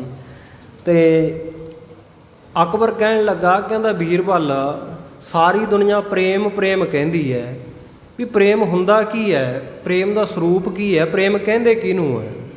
ਕਹਿੰਦਾ ਬਾਦਸ਼ਾਹ ਅੱਜ ਤਾਂ ਨਹੀਂ ਮੈਂ ਜਵਾਬ ਦੇ ਸਕਦਾ, ਪਰ ਸਮਾਂ ਆਉਣ 'ਤੇ ਤੁਹਾਨੂੰ ਦਿਖਾ ਦੂੰਗਾ ਵੀ ਪ੍ਰੇਮ ਹੁੰਦਾ ਕੀ ਹੈ। ਉਹ ਕਹਿੰਦਾ ਜੀ ਠੀਕ ਹੈ। ਇੱਕ ਦਿਨ ਇੱਦਾਂ ਸਮਾਂ ਲੰਘਦਾ ਗਿਆ, ਇਹ ਜੰਗਲ ਦੇ ਵਿੱਚ ਗਏ ਸ਼ਿਕਾਰ ਕਰਨ ਵਾਸਤੇ, ਤੇ ਜਾ ਕੇ ਕੀ ਵੇਖਿਆ, ਇੱਕ ਹਿਰਨ ਤੇ ਹਿਰਨੀ ਉਹ ਮਰੇ ਪਏ ਆ। ਕੋਲ ਥੋੜ੍ਹਾ ਜਿਹਾ ਜਾਲਾ ਇੱਕ ਟੋਏ ਦੇ ਵਿੱਚ, ਤੇ ਇਹਨਾਂ ਨੇ ਆਸੇ-ਪਾਸੇ ਦੇਖਿਆ, ਉਹਨਾਂ ਦੇ ਘੁੰਮ ਕੇ ਵੀ ਕਿਸੇ ਸ਼ਿਕਾਰੀ ਨੇ ਸ਼ਿਕਾਰ ਤਾਂ ਨਹੀਂ ਕੀਤਾ ਲੱਗਦਾ, ਕਿਉਂਕਿ ਤਨ ਦੇ ਉੱਤੇ ਘਾਓ ਕੋਈ ਨਹੀਂ ਹੈ, ਕੋਈ ਜ਼ਖਮ ਨਹੀਂ ਹੈ, ਨਾ ਕੋਈ ਤੀਰ ਵੱਜਿਆ ਲੱਗਦਾ, ਕੋਈ ਦੂਰੋਂ ਤੀਰ ਵੱਜਿਆ ਹੋਵੇ, ਨਾ ਕਿਸੇ ਨੇ ਤਲਵਾਰ ਨਾਲ ਇਹਨਾਂ ਨੂੰ ਕੱਟਿਆ ਲੱਗਦਾ ਹੈ। ਵੀ ਹੈ ਕੀ ਸਿਸਟਮ ਹੈ, ਕਿਸ ਤਰ੍ਹਾਂ ਇਹ ਦੋਵੇਂ ਇਕੱਠੇ ਕਿਵੇਂ ਚੜ੍ਹਾਈ ਕਰ ਗਏ? ਉਸ ਵੇਲੇ ਅਕਬਰ ਨੇ ਬੀਰਬਲ ਨੂੰ ਪੁੱਛਿਆ, ਕਹਿੰਦਾ ਝੁਕਿਓ ਨਾ ਦੇਖਿਓ ਪਾਰ ਦੀ, ਲੱਗਿਓ ਨਾ ਦੇਖਿਓ ਬਾਨ, ਹਉ ਪੁੱਛੋ ਤੋਹੇ ਬੀਰਬਲ ਕਿਹ ਬਿਦ ਛੁੱਟੇ ਪੁਰਾਨ। ਕਹਿਣ ਲੱਗਿਆ ਕੋਈ ਸ਼ਿਕਾਰੀ ਝੁਕਿਆ ਨਹੀਂ ਦੇਖਿਆ, ਨੇੜੇ ਤੇੜੇ ਕੋਈ ਬੰਦਾ ਨਹੀਂ ਦਿਖਾਈ ਦਿੰਦਾ ਵੀ ਜਿਹਨੇ ਇਹਨਾਂ ਦਾ ਸ਼ਿਕਾਰ ਕੀਤਾ ਹੋਵੇ। ਲੱਗਿਓ ਨਾ ਦੇਖਿਓ ਬਾਨ, ਤੀਰ ਕੋਈ ਇਹਨਾਂ ਦੇ ਵੱਜਿਆ ਨੇ, ਕੋਈ ਹਥਿਆਰ ਦਾ ਵਾਰ ਨਹੀਂ ਹੈ।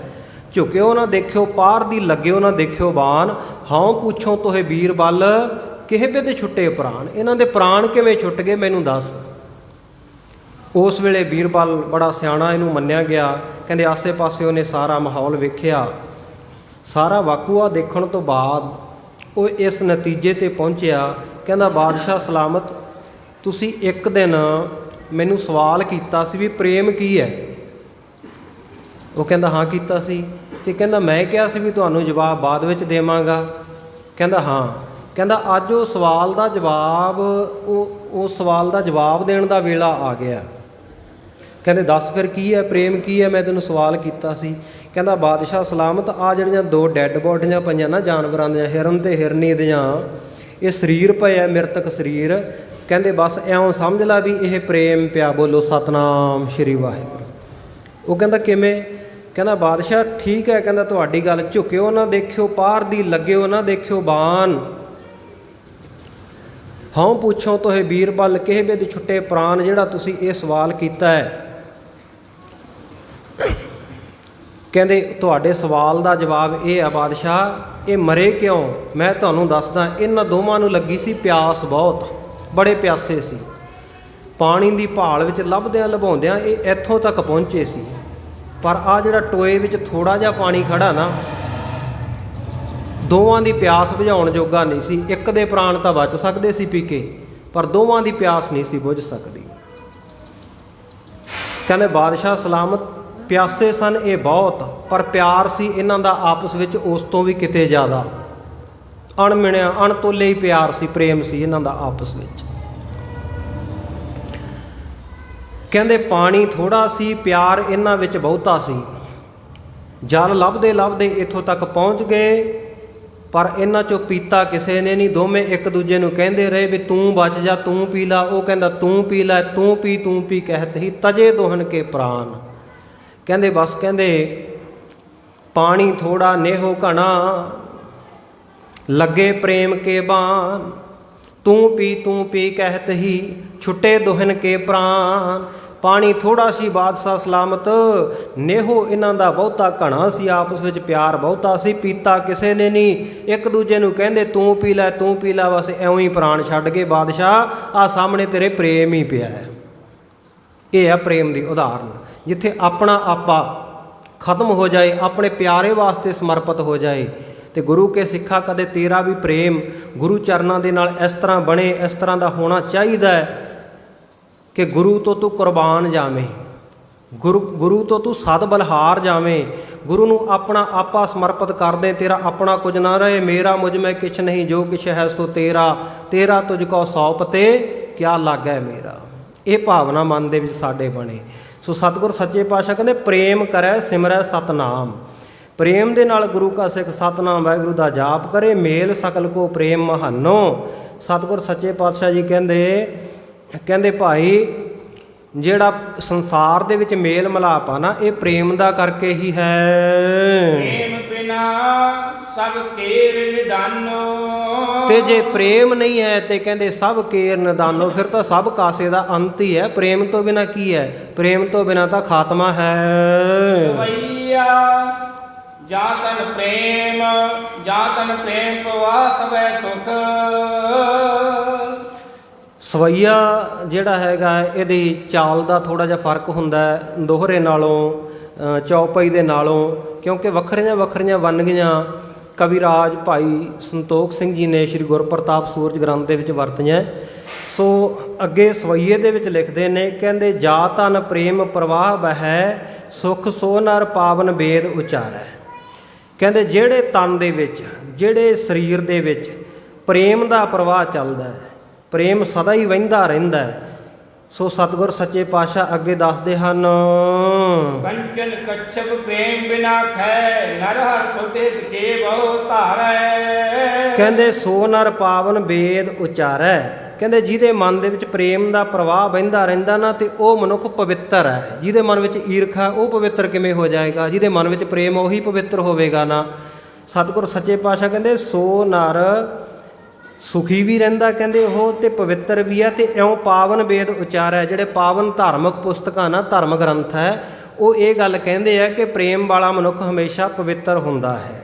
ਔਰ ਕੰਚਨ ਕਸਪ ਪ੍ਰੇਮ ਬਿਨਾ ਖੈ, ਨਰ ਹਰ ਸੁਤ ਹਿਤ ਕੇ ਵਪ ਧਾਰੈ। ਕੰਚਨ ਨਾਮ ਸੋਨੇ ਦਾ ਹੈ, ਤੇ ਕਸ਼ਪ ਨਾਮ ਹੈ ਪੁਸ਼ਾਕ ਦਾ, ਜਿਹਨੇ ਸੋਨੇ ਵਰਗੀ, ਸੋਨੇ ਦੀ ਪੁਸ਼ਾਕ ਪਹਿਨੀ ਹੋਵੇ।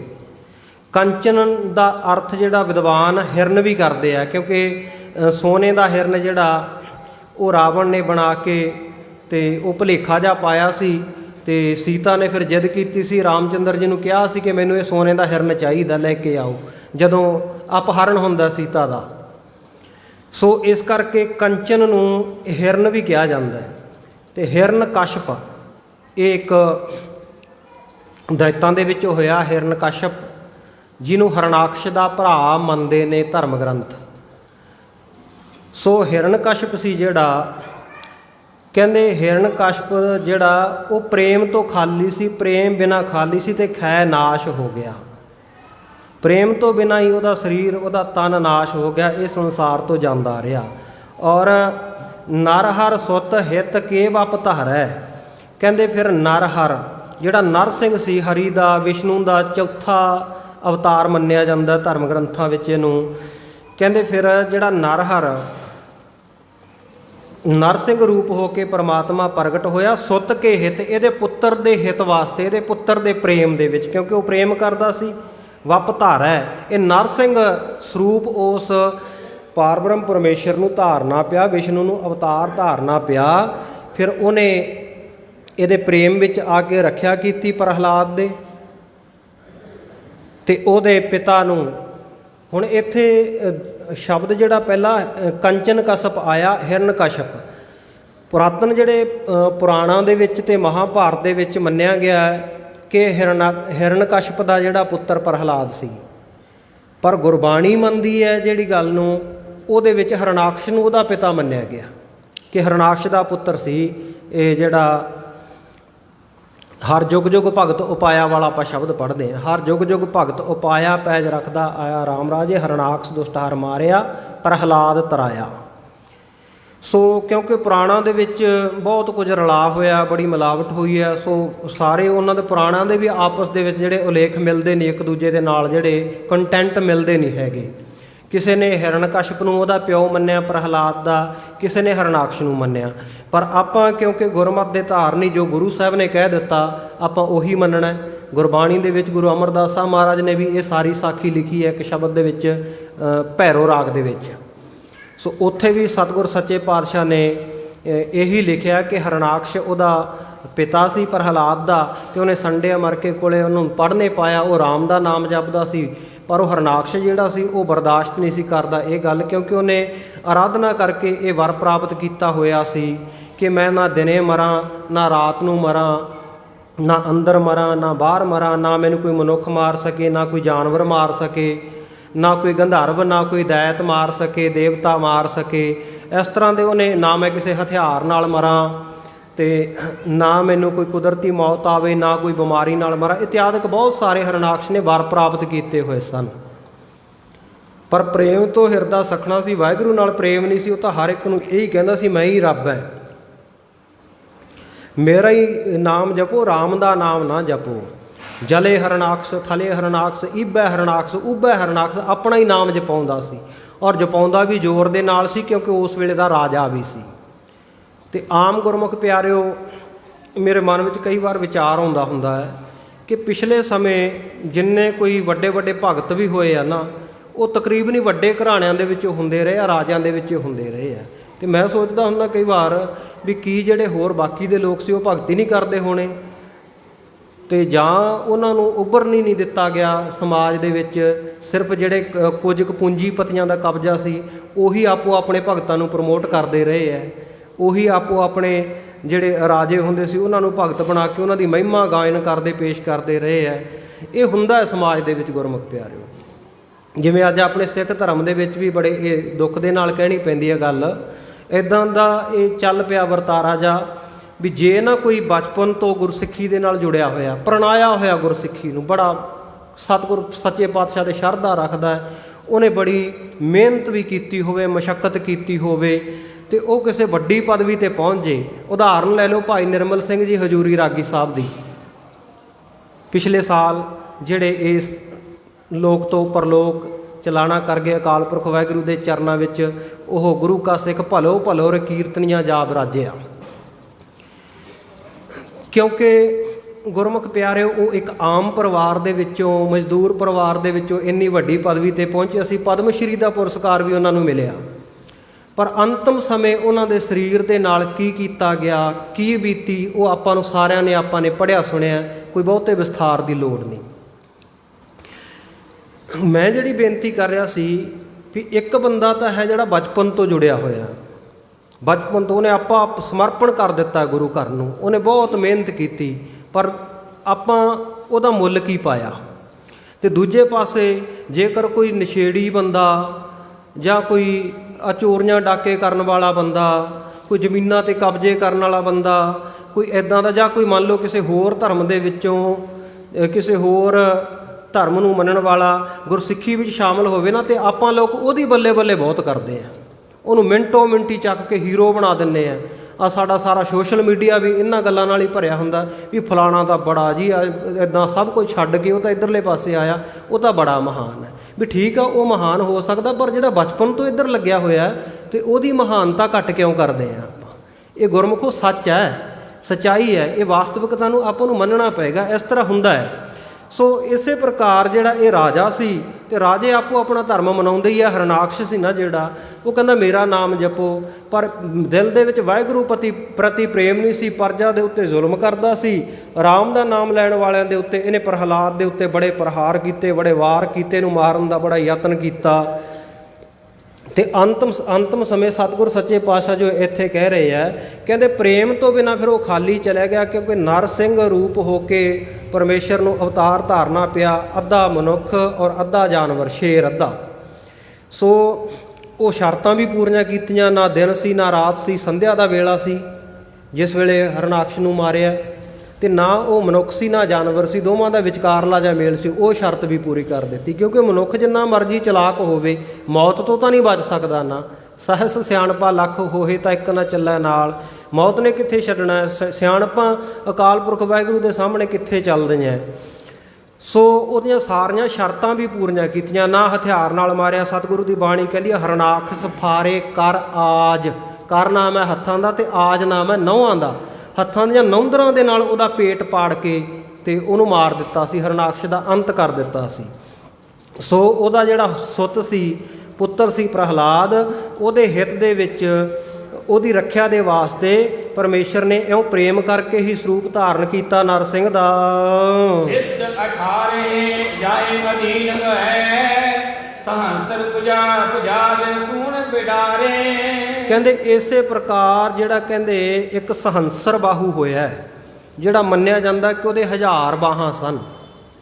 ਅਤੇ ਹੁਣ ਵੈਸੇ ਗੱਲ ਮੰਨਣ ਦੇ ਵਿੱਚ ਨਹੀਂ ਆਉਂਦੀ ਵੀ ਬੰਦੇ ਦੇ 1000 ਬਾਹਾਂ ਕਿਵੇਂ ਹੋਣਗੀਆਂ, ਪਰ ਚਲੋ ਅਗਲਿਆਂ ਦਾ ਮੱਤ ਹੈ, ਸਨਾਤਨ ਮੱਤ ਹੈ, ਉਹਨੂੰ ਹੋ ਸਕਦੀਆਂ ਉਹ ਸੋਨੇ ਦਾ ਹਿਰਨ ਬਣਾ ਸਕਦੇ ਆ, ਅਤੇ 1000 ਬਾਹਾਂ ਕਿਹੜੀ ਗੱਲ ਹੈ, 10 ਸਿਰ ਰਾਵਣ ਦੇ ਲੱਗ ਸਕਦੇ ਹੈ। ਅਤੇ ਚਲੋ ਅਗਲਿਆਂ ਦੀ ਜੋ ਹੈ ਮਾਨਤਾ ਹੈ, ਆਪਾਂ ਉਹਦੇ ਮੁਤਾਬਕ ਜੇ ਸੋਚੀਏ। ਅਤੇ ਵੈਸੇ ਇਹਦਾ ਅਰਥ ਇਹ ਲਿਆ ਜਾ ਸਕਦਾ ਵੀ ਸਹੰਸਰ ਬਾਹੂ, ਜਿਵੇਂ ਆਪਾਂ ਕਹਿੰਦੇ ਹਾਂ ਨਾ, ਆਪਣਾ ਕੋਈ ਬਹੁਤਾ ਨਿਕਟ ਵਰਤੀ ਹੋਵੇ, ਅਤੇ ਆਪਾਂ ਕਹਿੰਦੇ ਵੀ ਆਹ ਤਾਂ ਮੇਰੀ ਸੱਜੀ ਬਾਂਹ ਹੈ ਬੰਦਾ, ਆਹ ਮੇਰੀ ਖੱਬੀ ਬਾਂਹ ਹੈ, ਮਤਲਬ ਬਹੁਤਾ ਕਲੋਜ਼ ਬੰਦੇ ਆ, ਬਹੁਤੇ ਨੇੜਲੇ ਬੰਦੇ ਆ, ਅਤੇ ਬੜੇ ਭਰੋਸੇਯੋਗ ਬੰਦੇ ਹੋਣ। ਇਸੇ ਤਰ੍ਹਾਂ ਹੋ ਸਕਦਾ ਵੀ 1000 ਬੰਦਾ ਉਹਦੇ ਨਾਲ ਕੋਈ ਇਸ ਤਰ੍ਹਾਂ ਦਾ, ਹਜ਼ਾਰਾਂ ਹੀ ਬੰਦਾ ਉਹਦੇ ਭਰੋਸੇਯੋਗ ਹੋਣ, ਸਾਰੀ ਉਹਦੀ ਫੌਜ ਵਿੱਚ, ਅਤੇ ਉਹਨੂੰ ਤਾਂ ਕਰਕੇ ਸਹੰਸਰ ਬਾਹੂ ਵੀ ਕਿਹਾ ਜਾ ਸਕਦਾ। ਪਰ ਚਲੋ ਛੱਡੋ, ਆਪਾਂ ਇਸ ਅਰਥ ਤੋਂ ਕੀ ਲੈਣਾ, ਜੋ ਉਹਨਾਂ ਦੇ ਲਿਖਿਆ ਹੋਇਆ ਸਨਾਤਨ ਮੱਤ ਵਿੱਚ ਉਸ ਮੁਤਾਬਕ ਮੰਨ ਲਈਏ ਕਿ ਸਹੰਸਰ ਬਾਹੂ ਜਿਹੜਾ 1000 ਬਾਹਾਂ ਵਾਲਾ ਹੋਇਆ, ਉਹਦੇ ਕੋਲੇ ਕਹਿੰਦੇ ਕੀ ਸੀ, ਸਿੱਧ 18 ਹੈ ਜਾਹੇ ਅਧੀਨ ਹੈ। 18 ਸਿੱਧੀਆਂ ਭਾਵ ਸਭ ਕੁਝ ਹੀ ਉਹਦੇ ਕੋਲੇ ਸੀ, 9 ਨਿੱਧਾ 18 ਸਿੱਧਾ, ਸਭ ਧਨ ਪਦਾਰਥ, ਤਕੜਾ ਰਾਜਾ ਸੀ, ਚੱਕਰਵਰਤੀ ਸਮਰਾਟ। ਅਤੇ ਉਸ ਨੂੰ ਕਹਿੰਦੇ ਦਿਜ ਸੂਨ ਵਡਾਰੇ। ਦਿਜ ਨਾਮ ਹੈ ਬ੍ਰਾਹਮਣ ਦਾ, ਸੂਨ ਪੁੱਤਰ, ਬ੍ਰਾਹਮਣ ਦੇ ਪੁੱਤਰ ਨੇ ਉਹਨੂੰ ਖਤਮ ਕਰ ਦਿੱਤਾ। ਇਹ ਸਨਾਤਨ ਦੀ ਸਾਖੀ ਹੈ, ਥੋੜ੍ਹਾ ਜਿਹਾ ਖੋਲ੍ਹ ਲਈਏ ਆਪਾਂ ਇਸ ਨੂੰ, ਕਿਉਂਕਿ ਅਰਥ ਚੰਗੀ ਤਰ੍ਹਾਂ ਸਮਝ ਵਿੱਚ ਆ ਜਾਵੇ। ਇਹ ਜਿਹੜਾ ਸਹੰਸਰ ਬਾਹੂ ਸੀ ਨਾ ਰਾਜਾ, ਇੱਕ ਦਿਨ ਆਪਣੀ ਇਸਤਰੀ ਦੇ ਸਮੇਤ ਜੰਗਲ ਦੇ ਵਿੱਚ ਵਿਚਰ ਰਿਹਾ ਸੀ, ਅਤੇ ਇਹਦੀ ਇਸਤਰੀ ਨੇ, ਇਹਦੀ ਘਰਵਾਲੀ ਨੇ ਆਖਿਆ ਕਿ ਇੱਥੇ ਮੇਰੀ ਭੈਣ ਰੇਣੂਕਾ ਵਿਆਹੀ ਹੋਈ ਹੈ, ਇਹ ਜੰਗਲ ਵਿੱਚ ਰਹਿੰਦੀ ਹੈ ਆਪਣੇ ਪਤੀ ਜਮਦਗਨ ਰਿਸ਼ੀ ਦੇ ਨਾਲ। ਜਮਦਗਨ ਇਹ ਵੀ ਤਕੜਾ ਕਰਨੀ ਕਮਾਈ ਵਾਲਾ ਰਿਸ਼ੀ ਮਹਾਂਪੁਰਖ ਸੀ। ਕਹਿੰਦੀ ਚਲੋ ਆਪਾਂ ਉਹਨਾਂ ਦੇ ਘਰ ਚੱਲਦੇ ਹਾਂ। ਅਤੇ ਇਹ ਰਾਜਾ ਸੀ, ਵੀ ਰਾਜ ਸੱਤਾ ਦਾ ਹੰਕਾਰ ਵੀ ਥੋੜ੍ਹਾ ਹੁੰਦਾ, ਕਿਤੇ ਉਹ ਸੋਚਦਾ ਵੀ ਉਹ ਐਵੇਂ ਉੱਥੇ ਸੰਤ ਹੋਊਗਾ, ਜੰਗਲ 'ਚ ਰਹਿੰਦਾ, ਅਤੇ ਉਹਨੇ ਸਾਡੀ ਕੀ ਸੇਵਾ ਕਰ ਲੈਣੀ ਹੈ। ਉਹਨੇ ਆਪਣੇ ਸੁਭਾਅ ਦੇ ਮੁਤਾਬਕ ਕਹਿ ਦਿੱਤਾ ਉਹ ਕਹਿੰਦਾ ਵੀ ਭਲੀਏ ਲੋਕੇ ਆਪਾਂ ਉਹਨਾਂ ਕੋਲ ਜਾ ਕੇ ਕੀ ਲੈਣਾ, ਉਹਨੇ ਕਿਹੜਾ ਸਾਨੂੰ ਕੋਈ ਚੱਜ ਦਾ ਭੋਜਨ ਛਕਾ ਦੇਣਾ ਜੇ ਆਪਾਂ ਉਹਦੇ ਕੋਲ ਚਲੇ ਵੀ ਗਏ। ਅਤੇ ਉਹ ਘਰ ਵਾਲੀ ਨੂੰ ਲੱਗ ਗਈ ਅੱਗ ਜਦੋਂ ਇੰਨੀ ਗੱਲ ਕਹੀ ਵੀ ਮੇਰੀ ਭੈਣ ਨੂੰ ਅਤੇ ਉਹਦੇ ਘਰ ਵਾਲੇ ਨੂੰ ਇਹ ਗੱਲ ਕਹਿ ਦਿੱਤੀ। ਰਾਜੇ ਨੇ ਇਹ ਹੰਕਾਰ ਦੇ ਵਿੱਚ ਇਹ ਗੱਲ ਕਰਦਾ। ਚਲੋ ਖੈਰ ਉਹਨਾਂ ਕੋਲੋਂ ਮਿਲਣ ਗਈ ਅਤੇ ਉਹ ਫਿਰ ਉਹਨੇ ਕਿਤੇ ਆਪਣੇ ਸੁਭਾਅ ਦੇ ਅਨੁਸਾਰ ਆਪਣੀ ਭੈਣ ਰੇਣੂਕਾ ਕੋਲ ਇਹ ਗੱਲ ਕਰ ਦਿੱਤੀ ਵੀ ਮੇਰਾ ਘਰ ਵਾਲਾ ਨਾ ਜਿਹੜਾ ਇਹ ਸਹੰਸਰ ਬਾਹੂ, ਇਹਨੇ ਮੈਨੂੰ ਆਹ ਤਾਨਾ ਜਾ ਮਾਰਿਆ ਅਤੇ ਵੀ ਇਹਨਾਂ ਨੇ ਕਿਹੜਾ ਸਾਨੂੰ ਕੋਈ ਭੋਜਨ ਛਕਾ ਦੇਣਾ। ਅਤੇ ਜਦੋਂ ਰੇਣੂਕਾ ਨੇ ਗੱਲ ਸੁਣੀ ਅਤੇ ਉਹ ਬੀਬੀ ਰੇਣੂਕਾ ਹੋਰ ਭੜਕ ਉੱਠੀ। ਉਹ ਕਹਿੰਦੀ ਵੀ ਇਹ ਰਾਜਾ ਹੋਊਗਾ, ਆਪਣੇ ਘਰੇ ਹੋਊਗਾ, ਵੀ ਅਸੀਂ ਕਿਸੇ ਤੋਂ ਘੱਟ ਹੈ, ਕਿਉਂਕਿ ਕੌਣ ਕਹਾਉਂਦਾ ਕਿਸੇ ਤੋਂ।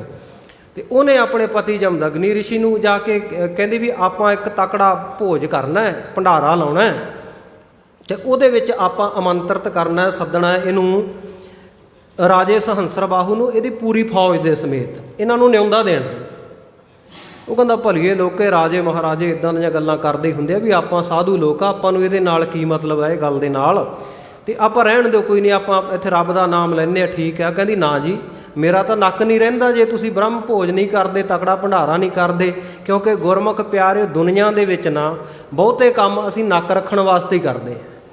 ਆਪਾਂ ਕਹਿੰਦੇ ਵੀ ਜੇ ਅਸੀਂ ਗਵਾਂਢੀ ਜਿੰਨਾ ਆਹ ਨਾ ਕੀਤਾ ਨਾ ਤਾਂ ਵੀ ਅਗਲਾ ਕੀ ਸੋਚੂ ਵੀ ਇਹ ਕਿਤੇ ਸਾਡੇ ਤੋਂ ਘੱਟ ਹੈ, ਨੱਕ ਨਹੀਂ ਰਹਿੰਦਾ, ਅਸੀਂ ਤਾਂ ਇੰਨੇ ਪੈਸੇ ਲਾਉਣੇ ਹੀ ਹੈ। ਫਿਰ ਭਾਵੇਂ ਬਾਅਦ ਦੇ ਵਿੱਚ ਉਹ ਚੱਕਿਆ ਹੋਇਆ ਵਿਆਜ ਦਾ ਪੈਸਾ ਵਾਪਸ ਨਾ ਹੋਵੇ, ਬੈਂਕ ਵਾਲੇ ਘਰੇ ਗੇੜਾ ਮਾਰਦੇ ਰਹਿਣ, ਕੁਰਕੀ ਕਰ ਦੇਣ ਜ਼ਮੀਨ ਦੀ, ਘਰ ਦੀ, ਕੋਠੀ ਦੀ, ਟਰੈਕਟਰ ਦੀ, ਅਤੇ ਫਿਰ ਵਿਚਾਰੇ ਮਜਬੂਰੀ ਵਸ ਕਈ ਫਾਹੇ ਲੈ ਲੈ ਕੇ ਵੀ ਮਰਦੇ। ਅਤੇ ਕਾਰਨ ਹੁੰਦਾ ਇਹੀ ਵੀ ਨੱਕ ਨਹੀਂ ਰਹਿੰਦਾ।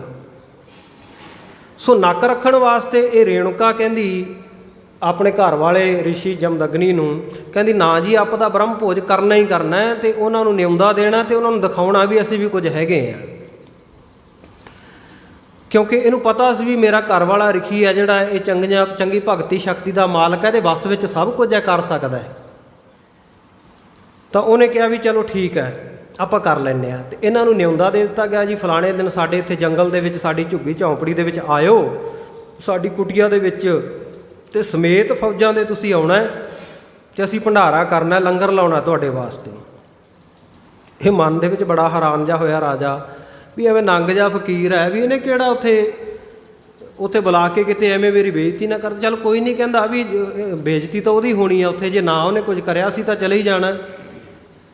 ਅਤੇ ਮਿੱਥੇ ਹੋਏ ਸਮੇਂ 'ਤੇ ਫੌਜਾਂ ਦੇ ਸਮੇਤ ਆ ਗਿਆ, ਆਪਣੇ ਪਰਿਵਾਰ ਦੇ ਸਮੇਤ। ਅਤੇ ਇੱਧਰ ਜਮਦਗਨੀ ਰਿਸ਼ੀ ਨੇ ਕੀ ਪ੍ਰਬੰਧ ਕੀਤਾ, ਕਹਿੰਦੇ ਇਹ ਸਵਰਗ ਲੋਕ ਦੇ ਵਿੱਚ ਇਹਨੇ ਪਹੁੰਚ ਕੀਤੀ।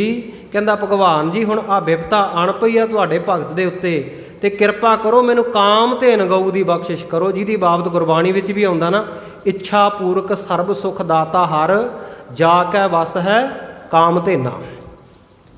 ਕਾਮ ਧੇਨ ਇੱਕ ਗਊ ਮੰਨੀ ਗਈ ਹੈ ਪੁਰਾਣਾਂ ਦੇ ਵਿੱਚ, ਕਿ ਜਿਸ ਗਊ ਦੇ ਕੋਲ ਜਾ ਕੇ ਜਿਹੜੀ ਵੀ ਇੱਛਾ, ਜਿਹੜੀ ਵੀ ਕਾਮਨਾ ਤੁਸੀਂ ਕਰ ਦਿਓਗੇ, ਕਾਮ ਨਾਮ ਕਾਮਨਾ ਦਾ, ਇੱਛਾ ਦਾ, ਅਤੇ ਧੇਨ ਨਾਮ ਗਊ ਦਾ, ਐਸੀ ਗਊ ਹੈ ਉਹਦੇ ਕੋਲ ਜਾ ਕੇ ਜਿਹੜੀ ਇੱਛਾ ਕਰ ਲਵੇ, ਉਹਦੇ ਸਾਹਮਣੇ ਹੱਥ ਬੰਨ੍ਹ ਕੇ ਨਾਲ ਦੀ ਨਾਲ ਉਹ ਹਾਜ਼ਰ ਕਰ ਦਿੰਦੀ ਹੈ, ਇੱਛਾ ਪੂਰੀ ਕਰ ਦਿੰਦੀ ਹੈ।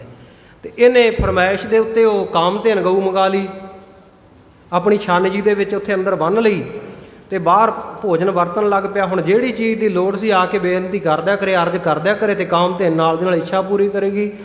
ਲਾ ਤੇ ਲੰਗਰ ਪੰਗਤਾਂ ਲੱਗ ਗਈਆਂ, ਅਤੇ ਐਸਾ ਉਹਨਾਂ ਨੂੰ ਭੋਜਨ ਛਕਾਇਆ 36 ਪਦਾਰਥ ਦਾ ਵੀ ਹੈਰਾਨ ਰਹਿ ਗਏ। ਰਾਜਾ ਸਹੰਸਰ ਬਾਹੂ ਵੀ ਹੈਰਾਨ ਹੈ ਵੀ ਇਹ ਕਰੀ ਕੀ ਜਾਂਦੇ ਆ, ਵੀ ਐਡਾ ਤਾਂ ਪ੍ਰਬੰਧ ਅਸੀਂ ਰਾਜੇ ਮਹਾਰਾਜੇ ਹਾਂ, ਅਸੀਂ ਨਹੀਂ ਕਰ ਸਕਦੇ, ਅਤੇ ਇਹਨੇ ਇੰਨਾ ਵੱਡਾ ਜੰਗਲ ਵਿੱਚ ਰਹਿ ਕੇ ਪ੍ਰਬੰਧ ਕਰ ਕਿਵੇਂ ਲਿਆ। ਕਹਿੰਦਾ ਦੇਖਦੇ ਹਾਂ ਆਪਣੇ ਅਹਿਲਕਾਰਾਂ ਨੂੰ, ਕਹਿੰਦਾ ਵੀ ਦੇਖੋ ਤਾਂ ਸਹੀ ਕੀ ਗੱਲ ਹੈ। ਜਾ ਕੇ ਦੇਖਿਆ, ਕਹਿੰਦੇ ਜੀ ਆਹ ਛੰਨ ਜੀ ਦੇ ਵਿੱਚੋਂ ਹੀ ਸਾਰਾ ਕੁਝ ਕੱਢੀ ਆਉਂਦੇ ਆ, ਨਿੱਕੀ ਜੀ ਦੇ ਵਿੱਚੋਂ, ਅਤੇ ਪਤਾ ਨਹੀਂ ਅੰਦਰ ਕੀ ਹੈ। ਅਤੇ ਇਹ ਜਦੋਂ ਦੇਖਣ ਵਾਸਤੇ ਕਹਿੰਦੇ ਸਹੰਸਰ ਬਾਹੂ ਆਪ ਚਲੇ ਗਿਆ ਉੱਥੇ, ਕਹਿੰਦਾ ਮੈਂ ਵੇਖਦਾ ਅੰਦਰ ਕੀ। ਅੰਦਰ ਜਾ ਕੇ ਵੇਖਿਆ ਇੱਕ ਗਊ। ਜਮਦਗਨੀ ਨੂੰ ਪੁੱਛਿਆ ਵੀ ਇਹ ਕੀ ਹੈ ਸਿਸਟਮ ਤੁਹਾਡਾ, ਇਹ ਕਿਵੇਂ ਤੁਸੀਂ ਸਾਰਾ ਪ੍ਰਬੰਧ ਕਰ ਰਹੇ ਹੋ। ਤਾਂ ਉਹਨੇ ਦੱਸ ਦਿੱਤਾ, ਕਹਿੰਦਾ ਜੀ ਇਹ ਸਵਰਗ ਲੋਕ ਦੇ ਵਿੱਚੋਂ ਆਈ ਹੋਈ ਕਾਮ ਧੇਨ ਗਊ ਹੈ, ਅਤੇ ਇਹਦੇ ਸਾਹਮਣੇ ਜਿਹੜੀ ਇੱਛਾ ਕਰੀਏ ਉਹ ਤੁਰੰਤ ਪੂਰੀ ਕਰ ਦਿੰਦੀ ਹੈ।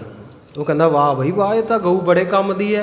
ਅਤੇ ਕਹਿੰਦਾ ਵੀ ਤੂੰ ਮੇਰਾ ਸਾਢੂ ਹੈ, ਅਤੇ ਇਹ ਗਊ ਤਾਂ ਤੂੰ ਮੈਨੂੰ ਦੇ ਦੇ, ਕਿਉਂਕਿ ਹੁਣ ਆਪਸੀ ਰਿਸ਼ਤੇਦਾਰੀ ਵਿੱਚ ਲੈਣ ਦੇਣ ਹੁੰਦਾ ਹੀ ਹੈ। ਕਹਿੰਦਾ ਇਹ ਮੈਨੂੰ ਦੇ ਦੇ ਤੂੰ। ਉਹ ਕਹਿੰਦਾ ਜੀ ਮਹਾਰਾਜ ਕਹਿੰਦਾ ਬਾਕੀ ਤਾਂ ਗੱਲ ਕਹਿੰਦਾ ਤੁਹਾਡੀ ਠੀਕ ਹੈ, ਲੈਣ ਦੇਣ ਹੁੰਦਾ ਹੈ, ਪਰ ਇਹ ਮੈਂ ਨਹੀਂ ਦੇ ਸਕਦਾ ਕਿਉਂਕਿ ਇਹ ਇਸ ਮਾਤ ਲੋਕ ਤੇ ਰਹਿਣ ਵਾਲੀ ਨਹੀਂ, ਇਹ ਸਵਰਗ ਲੋਕ ਵਿੱਚ ਹੀ ਰਹਿੰਦੀ ਹੈ ਤੇ ਇੱਥੇ ਨਹੀਂ ਇਹ ਰਹਿ ਸਕਦੀ। ਤੇ ਇਦਾਂ ਇਹ ਮੈਂ ਵੈਸੇ ਵੀ ਮੰਗ ਕਰਕੇ ਲਈ ਹੈ, ਇਦਾਂ ਦੇ ਨਹੀਂ ਸਕਦਾ। ਮੇਰੀ ਆਪਣੀ ਚੀਜ਼ ਹੋਵੇ ਤਾਂ ਜਿਹੜੀ ਚੀਜ਼ ਮੇਰੀ ਆ ਉਹ ਤੁਸੀਂ ਲੈ ਜਾਓ, ਕਿਉਂਕਿ ਹੁੰਦਾ ਹੀ ਹੈ ਜਿਹੜੀ ਚੀਜ਼ ਆਪਣੀ ਆਪਾਂ ਦੇ ਸਕਦੇ ਹਾਂ, ਜਿਹੜੀ ਪਹਿਲਾਂ ਹੀ ਕਿਸੇ ਤੋਂ ਮੰਗ ਕੇ ਲੈ ਕੇ ਆਏ ਆ ਉਹ ਕਿਵੇਂ ਦੇਵਾਂਗੇ। ਤੇ ਉਹਨੇ ਕਰ ਲਿਆ ਹੱਠ, ਕਹਿੰਦਾ ਵੀ ਮੈਂ ਤਾਂ ਲੈ ਕੇ ਜਾਣੀ ਆ। ਉਹ ਕਹਿੰਦਾ ਨਹੀਂ ਜੀ। ਤੇ ਇੱਦਾਂ ਜਦੋਂ ਝਗੜਾ ਜਾਂ ਵੱਧਦਾ ਦੇਖਿਆ ਤਾਂ ਜਮਦਗਨੀ ਰਿਸ਼ੀ ਨੇ ਕਹਿੰਦੇ ਇਸ਼ਾਰਾ ਕਰਤਾ ਵੀ ਹੇ ਕਾਮਧੇਨ ਗਊ, ਮੇਰਾ ਕਾਰਜ ਹੋ ਗਿਆ ਸੰਪੂਰਨ ਤੇ ਤੂੰ ਹੁਣ ਇੱਥੋਂ ਚਲੇ ਜਾ। ਕਹਿੰਦੇ ਗਊ ਜਦੋਂ ਉੱਡੀ ਨਾ ਉੱਥੋਂ ਉੱਪਰ ਨੂੰ ਜਾਣ ਲੱਗੀ ਬੈਕੁੰਠ ਲੋਕ ਨੂੰ, ਤੇ ਸਹੰਸਰ ਬਾਹੂ ਨੂੰ ਇੰਨਾ ਗੁੱਸਾ ਆਇਆ, ਉਹਨੇ ਪੱਥੇ 'ਚੋਂ ਕੱਢਿਆ ਤੀਰ ਤੇ ਉਹ ਗਊ ਵੱਲ ਨੂੰ ਸਿੰਨ ਕੇ ਨਿਸ਼ਾਨੇ ਲਾਉਣ ਲੱਗ ਪਿਆ।